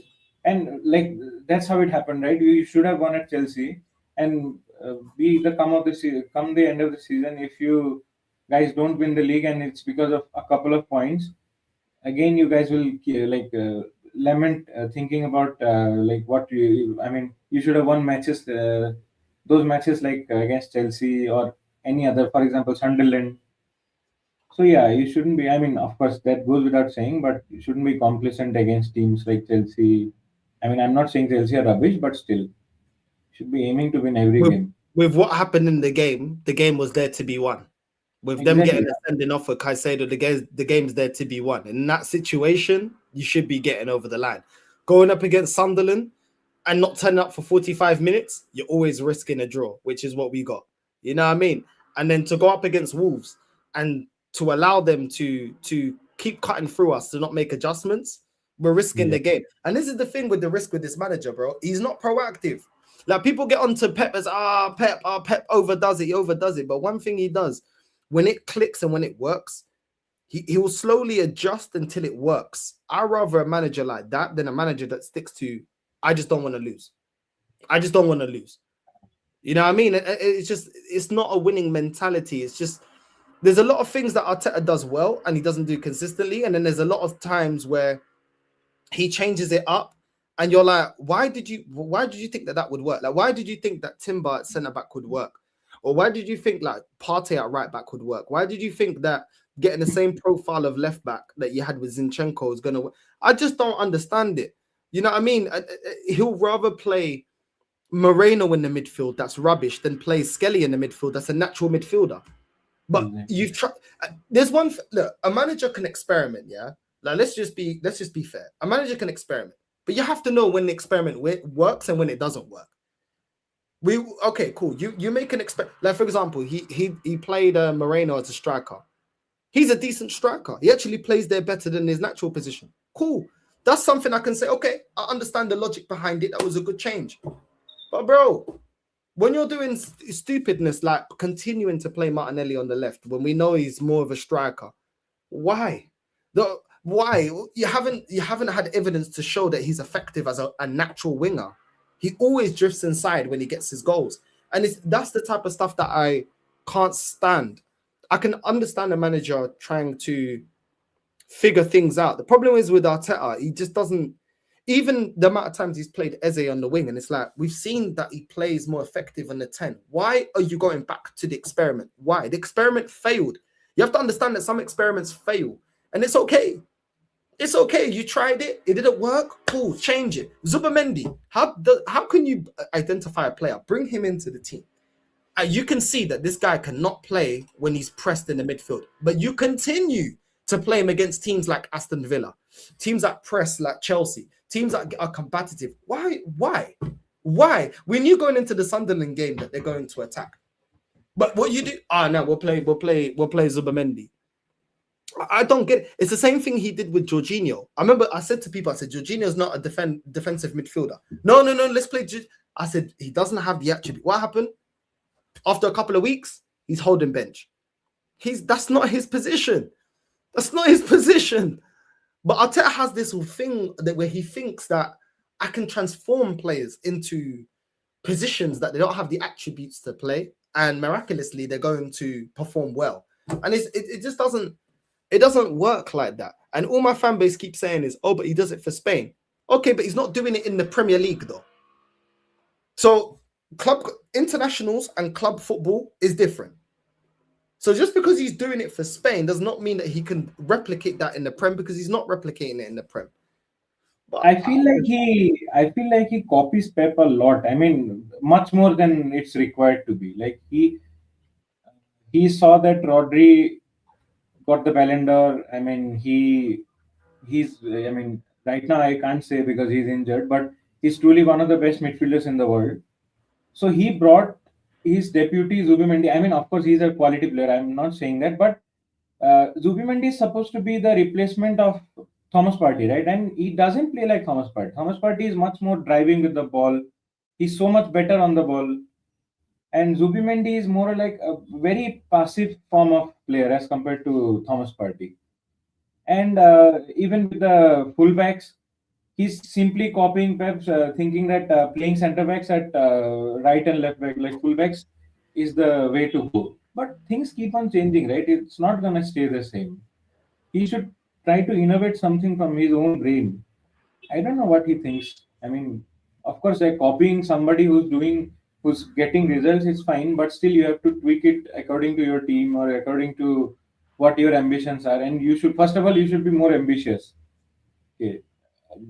The fact that, I mean, I said in the previous streams in front of you that maybe Arteta is doing this because losing the league in the first season when you guys were competing, the treble year for us, maybe he got too scarred and then he started playing defensive football. But that's not an excuse to not show up against teams who are like complete low blocks and keep on complaining. You know what?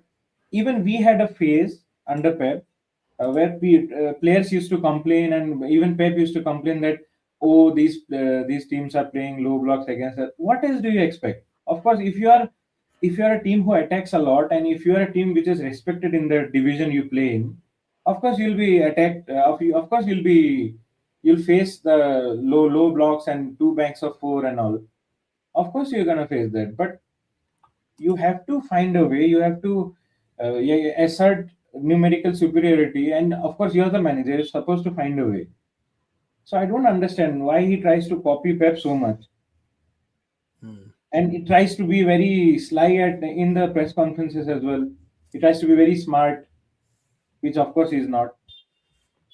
Do you know what? I think he leans on that because I don't feel... It's like somebody going for an exam. It's like us going for an exam and I'm copying your work. I never studied. So I'm just copying you.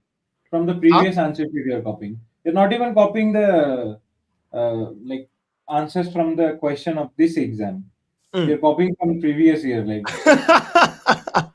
That's how it feels. But it's like you sitting in an exam and then me going, oh, yo, PK, what's the answers? As soon as there's a question, maybe that they change the exam, they change a couple of questions. How can I think for myself if I've always been copying you? I never studied. And that's the thing with Arteta. He never studied to be in this position. He's got because he was behind Pep. Okay, go. So when he's having to think for himself, PSG, long throw-ins. Man United, 10 men in a cup, we get kicked out. Doesn't know how to change it. And this is the problem. He hasn't earned his stripes in the game. So when he gets into certain positions, you can see that he hasn't studied, he hasn't had the time, he hasn't grown the credentials to be in this position. And you can see that he runs out of ideas. He runs out of ideas. So I think that's why he runs to the, bring take a midfielder off against Sunderland, bring a centre back. Let's just defend. 10 minutes, 2-1, let's just defend. Let's just keep it like it is. And then, bro, it's frustrating, man. It's frustrating because there's so many managers that we could have got in the time that we've kept this manager. We could have went and tried to get Ancelotti before he went to Everton. We could have got Conte. We could have got Mourinho. We could have tried to get Inzaghi. There's so many managers that we could have went and got, and I know for a fact we would have won trophies. With the money spent, if they got the same backing, we would have won trophies. And it's frustrating because you look here, you go, why have we held on to this manager? For what? This season he has to win something, man. There's no excuses anymore. 6 years. He has to win something. He has to win something. These guys were more ruthless with Wenger.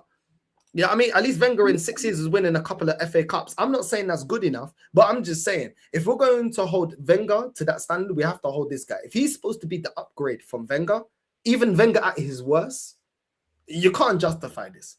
Because otherwise, we might as well bring Wenger back and say, Wenger, keep all your best players. spend money. That's it. And we'll see what Wenger does. Yeah, you know what? These top gunners, I think even if he doesn't win anything this season, they will still defend Arteta because you were talking about the show in Potts' channel, right? Dan Potts' channel, where they were like, who was that guy? Stricto, yeah. He was disrespecting Jez. I was here. I was listening to that show. The way these guys are protecting Arteta, no, it's crazy. It's genuinely crazy. I don't think even in City, you know what happens when we are not playing well. Of course, the things might have changed after last season's 13 matches, 1 win. But even the most positive fans this season, they were frustrated when we were not playing well against, like especially when we missed too many chances against Newcastle, and then we messed up our lineup against Leverkusen. Even they are questioning Pep and his decision making. You know what's different with these top gunners? They were defending like Arteta for no actual reason. Even regarding utilization of Gyökeres, they are defending Arteta, saying no, he has to get some time to adjust and some shit like that. And then they don't agree that Arteta has to mold the team according to how Gyökeres plays, right? Even when Haaland came to our team, we used to play false nine before that for a couple of seasons. So we had to change our tactics to suit Haaland. Of course, Haaland is a very good player. He would have delivered like at least 80% of what he's doing right now, anyways. But still, we had to mold our playing style to suit him, right? And that thing doesn't Arteta is not doing that, and Arsenal fans, the top gunners, they're defending him. Really, I mean, from a point of view of an Arsenal fan like you, Lee, and others, it's very sad, to be fair. For rivals, it's good. Of course, that's why there are so many rivals. You know what? When Lee talks about those fans who keep on glazing about Arsenal, even though they don't win anything at the end of the season, and you also say the same. That's actually true. I've seen so many people like change the tone when they're talking about Arsenal and change the tone when they're talking about their own team. The standards are different. Of course, Arsenal fans are gonna follow their content. That's like it's like clockwork. I don't get it. You know, okay. All my Asian friends, you're Asian, right? Where you from? You're Asian. Yeah, India. Yes. Okay. All my Indian friends, whether they're from Kerala, whether they're from whichever part of India, I only hear them getting success for them is when if they go to university, they study. Once they qualified is when the family's happy. Everyone's like, okay, my daughter, my son, he's qualified, he's got over the line. You don't get celebration if you go to uni. Oh, what happened? Oh, PK, you did your studies. What happened? Oh, I didn't qualify. But next year, trust the process. Pay my bills again next year, and next year you'll get my praise. It doesn't work like that in real life. So I don't know where these football fans think that, you know, in life, not achieving is a process or no. There's expectations. For example, if your family or my family, because I got some family, like some of my family on my mum's side that's gone to university, they studied. They were praised when they succeeded and they got their degree, not before. Some of the families say, okay, we're going to put this money aside. We're going to, okay, you want to study? Some of my family, one of my cousins is a surveyor. Some of my aunties are accountants, you know, so they went to uni, they got the degree, you know, but what did the family say? We're putting this money, we're funding you to go and study. Yeah, there's expectations. Because we've put this savings and we've put it here, paid for your studies. You can't come back and say we failed the exam. Failed the exam. Touch my local. Failed the exam. And imagine they come around to the family. Listen, it's a process. I know it's 20,000, but it was a process. Just I need another 20,000. You know, I need another 20,000. Please, just don't be toxic and negative. Don't be toxic and negative. I need to study again. Don't be, we'll be asking questions. If the person who's being invested on, for example, I would like to compare them to the fan base. The club itself, or like Arteta. if he says that we are doing okay, that's fine. He can be deluded because he has to save his job. He has to keep going. He has to keep on heaping money. I understand. But why are fans doing this on his behalf? I don't understand that. Because see, I understand. I mean, I don't fully agree with what people like you or Lee say, that every club has to have the aim of winning the league, because that's not possible. Because only the top teams, of course, there are exceptions, like the Swedish team from from a Swedish village team is there, right? Who won the league. Of course, there are exceptions, but that's exception for a reason. But being a big team like Arsenal, or even I would like to question Tottenham's fan base as well. Why don't you guys question your ownership? You should be winning trophies, man. Why are you okay with not winning trophies? Of course, Tottenham won the trophy last year, and again they're playing again. They're Tottenham, as we all know. But you have to ask questions to your owners. Why are you keeping this guy even if you are not winning anything? I understand it's very difficult when you are. I mean, it's very difficult when you're playing against Pep or maybe Klopp a couple of seasons ago. Last season, Liverpool were really good, but that's not an excuse of you not winning. Okay, understood. You can't win the league when Pep is there. Okay, we are still entertaining this excuse. But what about other trophies? Why are you not winning Champions League? Why are you not winning? Forget about Champions League or Premier League. Why are you not winning? Not even winning FA Cups or Carabao Cups? That's the thing. No, I hear it. I hear it. Look, I think I look at it like this, yeah, PK. I'll be honest with you. Every club should have the ambition to want to win a major honor. At the end of the day, you have to be prepared for a season like Leicester, you know what I mean? Or a season where teams drop off. Is it realistic for every club to be able to win that? Of course not. We've got financial fair play where a team like Newcastle get an investment and they're not able to spend the investment that the wealth of the owners, yeah? So there are certain hurdles. But what I'm saying is, at least have the ambition to win trophies. Some teams here, like West Ham and teams like that, it's like the owners don't have the ambition to win. They just want to receive the money, and it's more like a cycle of money.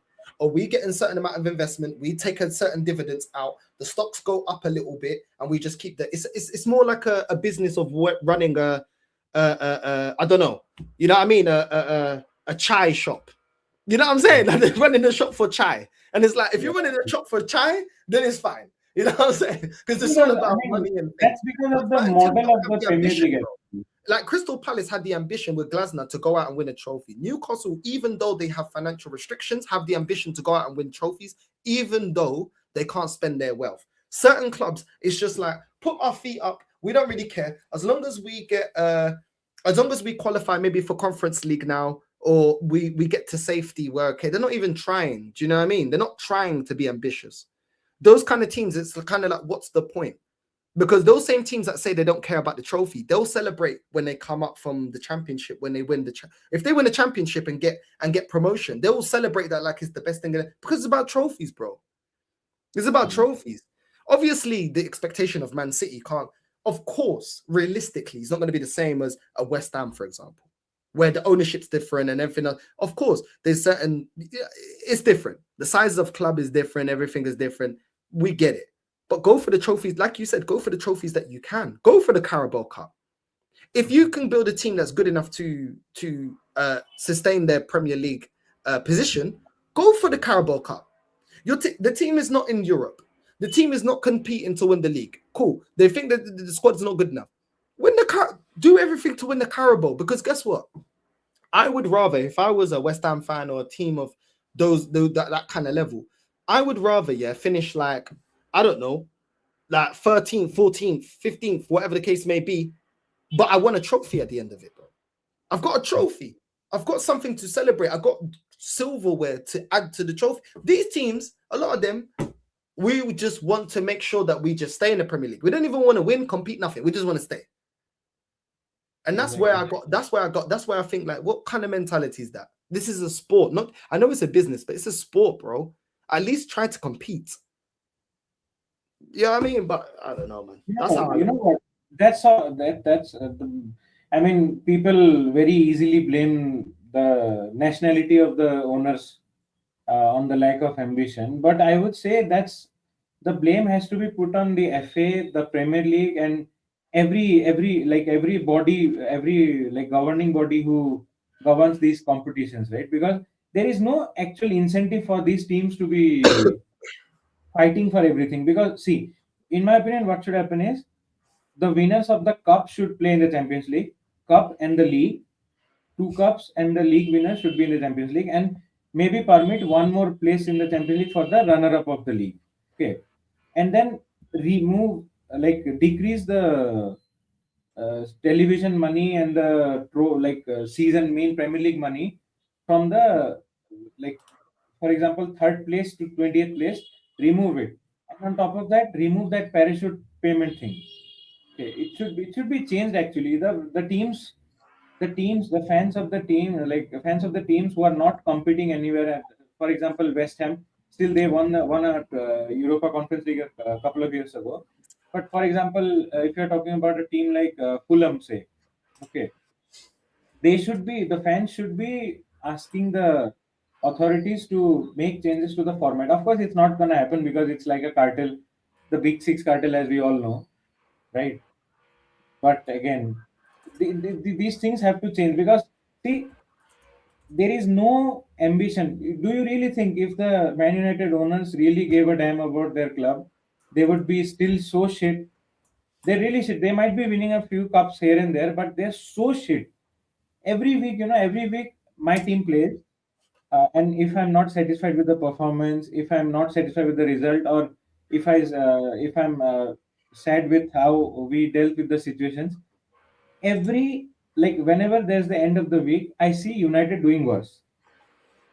There's not a single, like, there's barely any week where I see that United are like trumping whatever we are doing, because they are not ambitious. I understand they are very, like, they have a toxic culture inside their board and whatever you may call it.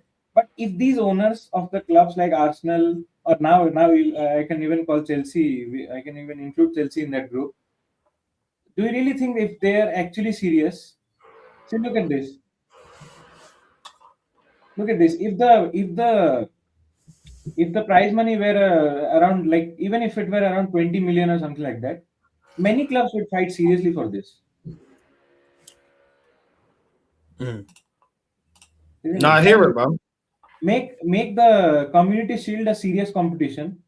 Give some money for that. I understand you can give a part of that to charity, as it always happens. Change the format, change things around you. Otherwise, it's gonna stay like this. It's always gonna stay like this. I mean, look at this. To your point, yeah. Look at this. Look at this. The Carabao Cup winner receives £100,000. What in football? 100,000 is nothing. Absolutely nothing. That's like £5 for a club in the Premier League. That's like £5, if that. Maybe even less. Maybe £2. Look at this. Yeah. While the runners-up earns 50,000. In contrast, the FA Cup winner receives a significantly larger 2 million. What is 2 million? That's petty. What is 2 million, bro? And I'm talking about football time. We're not talking about the average person. Obviously, me, PK, we'll take the two. We'll take 100,000 right now. We're talking about football. Why? How is these numbers an incentive? No wonder nobody cares about the Carabao Cup, because the money behind it. And these owners, most of these owners are money hungry. So they're looking at it thinking, okay, why am I going to invest in a Carabao Cup that's only valued at 100,000 and a 2 million? Do you know what I mean? 100,000, there's players that are on more wages a week than that. So what you get, the Carabao, winning the Carabao Cup doesn't even cover sometimes most of these players 1 week wages. Exactly. That's how insignificant it is for the big teams, anyway. Yeah. For the big teams, then the 2 million, what's that? A couple of weeks money, maybe a couple of months money, bro. Come on, man. There's no incentive to win this. So then they're like, oh, we just want to keep Premier League status. And then, bro, you want to keep Premier League status because that's in the millions now. Yeah. So you're right. There's no incentive, bro. Because as an owner, they're just thinking about, well, I need to make sure that the club is financially correct, and I don't want FFP. And this is bro, come on, man. See this how ridiculous it looks, right? Even with a 5-minute discussion, we could figure out how ridiculous it looks. look at the teams like Norwich or Leicester or like similar teams who are basically yo-yo teams since like however many years. Nobody questions the way they are running. I mean, I'm not saying it's illegal, but the fans should have like they should lead a protest. The fans of these clubs should lead a protest asking why is it like this, that these teams are happy to go down just because they're getting some money, and when they come up they are buying some 17 18 years old players and then selling them the next season when they're eventually gonna get relegated. Everybody knows, and they try to get money for that. That's it. Football shouldn't be about that, right? Of course, three teams will get relegated every season in from the top flight. Everyone knows that, but at least there should be some sort of ambition. When I said that not every team can like win the league and ambition is not same, but you are correct. At the beginning of the season, everybody should wait. Everybody should expect to have a season like Leicester, right? Look at this. Tell me why is Southampton getting 109 million pounds? What did they do last season? But if they win the FA Cup, they get 2 million. If they win the FA Cup, they get 2 million. This is what I mean. This is what we're talking about. Like, look at this. Tottenham received 127.8 million, last season. 17th place finish, which is a disgrace for a club like Tottenham. Why are they getting? I mean, they should have paid penalty instead for finishing like this for a club like Tottenham. Look at United, 136 million pounds for doing fuck all last season. So basically, if you survive the Premier League, you're receiving roughly 120, 130 million just to keep your Premier League status. Why would a club that like West Ham, that their ownership just care about money, why the hell would they invest in winning the FA Cup for 2 million, let alone the Carabao Cup for 100,000 if they win it? We're talking about if they win it. This is why they don't care. This is why this is why a lot of these teams don't care to compete for the trophies. They just care to compete for survival. Some of them, that's what it is. Just compete for survival, bro. This is bad, bro.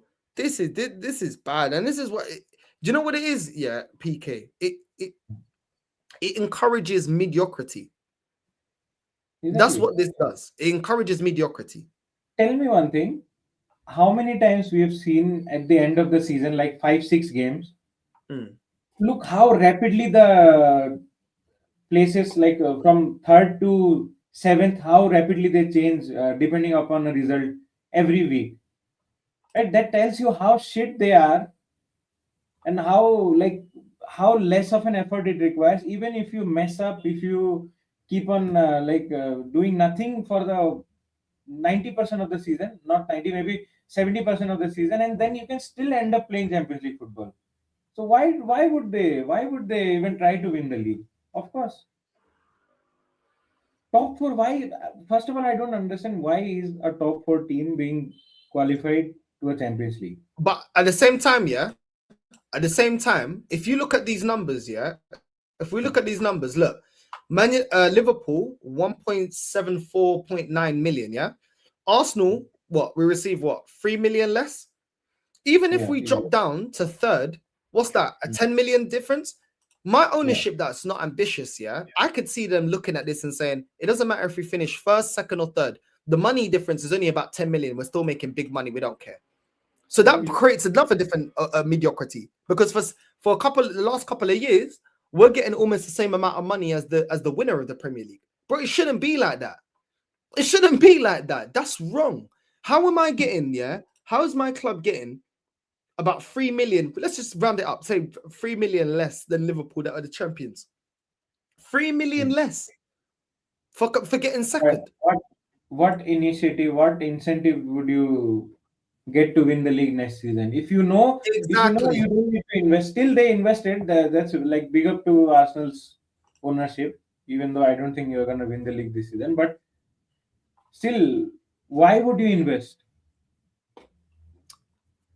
So to go out in the summer and spend 200 million or whatever it takes to go and get over the line. They're looking at it thinking, why am I spending, if you're an ownership like Arsenal that only care about money, why am I spending 200 million when my returns in league position is only 3 million deficit? Why? Because the fans are upset. Well, just keep the man that keeps them happy and keeps us getting second, and we don't need to push on because everybody's happy. Come on, bro. Now they've made fifth place as well as like qualifying for Champions League. Look at Newcastle. They just got 14 million less for being fifth in the league. Okay, it's crazy, bro. And that's not just because my team always is in the top 2-3 teams, but if my team finishes third, I wouldn't want to play Champions League. It's a shame. You should not qualify for competitions like this. What's the funny thing? When these Super League talks were like rising up, people were talking about that, and then these 6 teams got themselves into the union made by Madrid and Barca and Juve and them clubs. You know what was the funny thing? People didn't realize that there's already a Super League called Champions League. The current day Champions League itself is a Super League. Who decided that only a certain leagues can have 4 teams and only a certain leagues can have 1 team? Why does a Swiss team, only a single Swiss team, qualify for the Champions League, and 4 and 5 teams from Premier League, 4 teams from Bundesliga? Why are they qualifying? Just to make up the numbers? And people will argue saying that, what would a Swiss team do? Of course, if they qualify for example, if 3 or 4 teams from Swiss league qualifies every year, even their league will be better, right?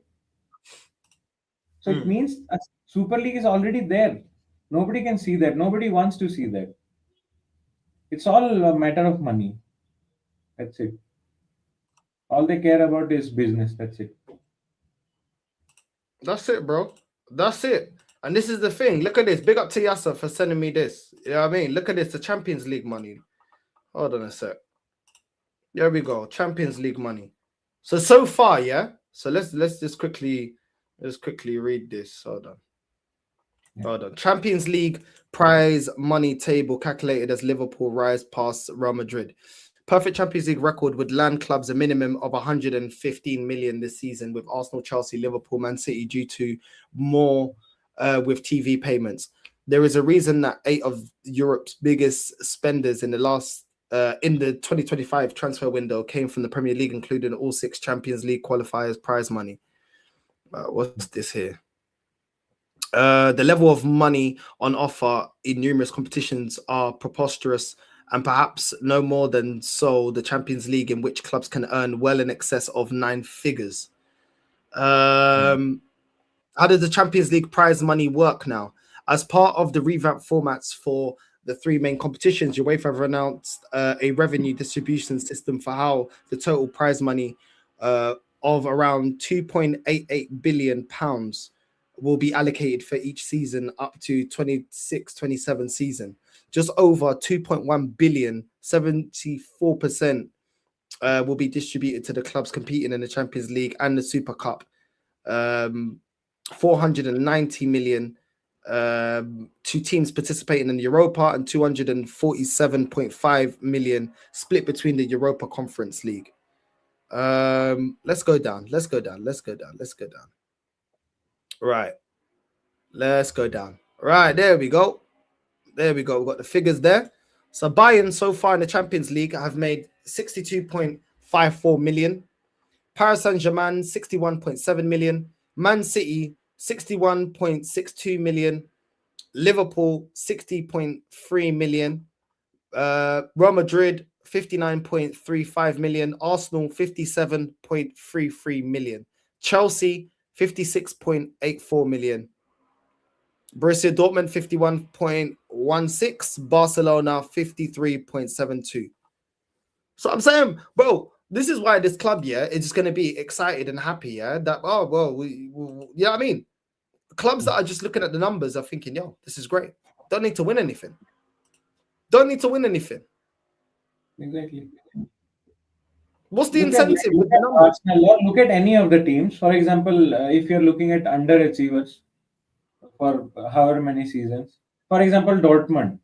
If Dortmund are getting 54 million pounds for doing, I don't know Oh, how that's they are before doing. even playing. Oh, that's before even playing. Okay. Oh my God. Okay. Okay. But this is what I'm saying. But look at this, yeah. What's the difference between Arsenal in sixth and Bayern Munich? 5 million? What's the incentive, bro? Like, this club is still making a lot of money even without winning trophies. And like we just said, yeah, this is why the clubs look at it and think we're happy because we're making money. We don't need to spend more money, bro. How much money can each Champions League team still earn beyond the payments for each league phase, win and draw? League phase positions can be remarkably lucrative. There's an extra 1.74 million on offer finishing the top 8. Another 868,000 for coming between 9th and 16th, which each league phase position worth 238,000 going up in increments to the team in first, receiving 8.57 million. The money should break down as follows before the distributed amounts for each league phase drawn are taken into account. There you go. There you go. Bro, there's no incentive to win trophies, bro. There's no incentive to win trophies, bro. Do decently in the Champions League. Get in the top 4.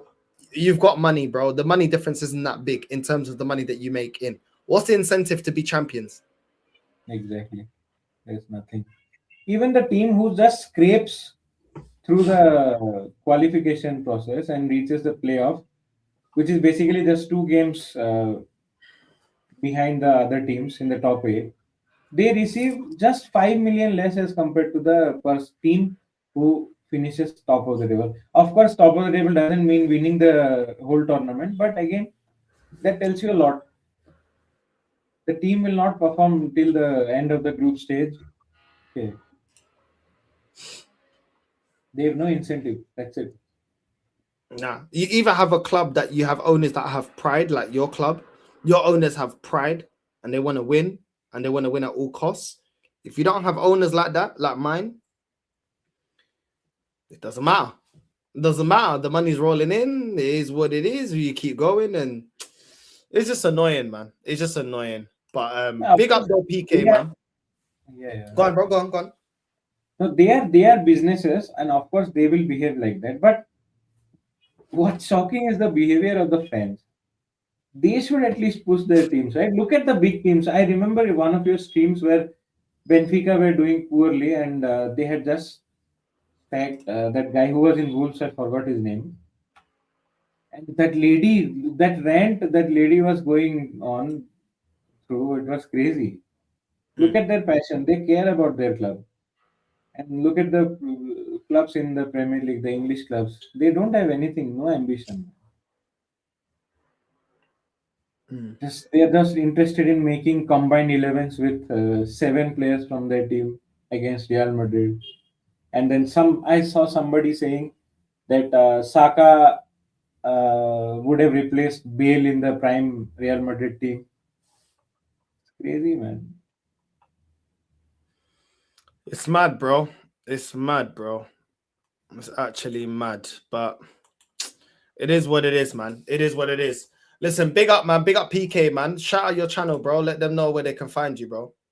Thanks for having me, man. Yeah, you can find me in this as it's written here at the rate Footy Matters. I do watch-alongs basically.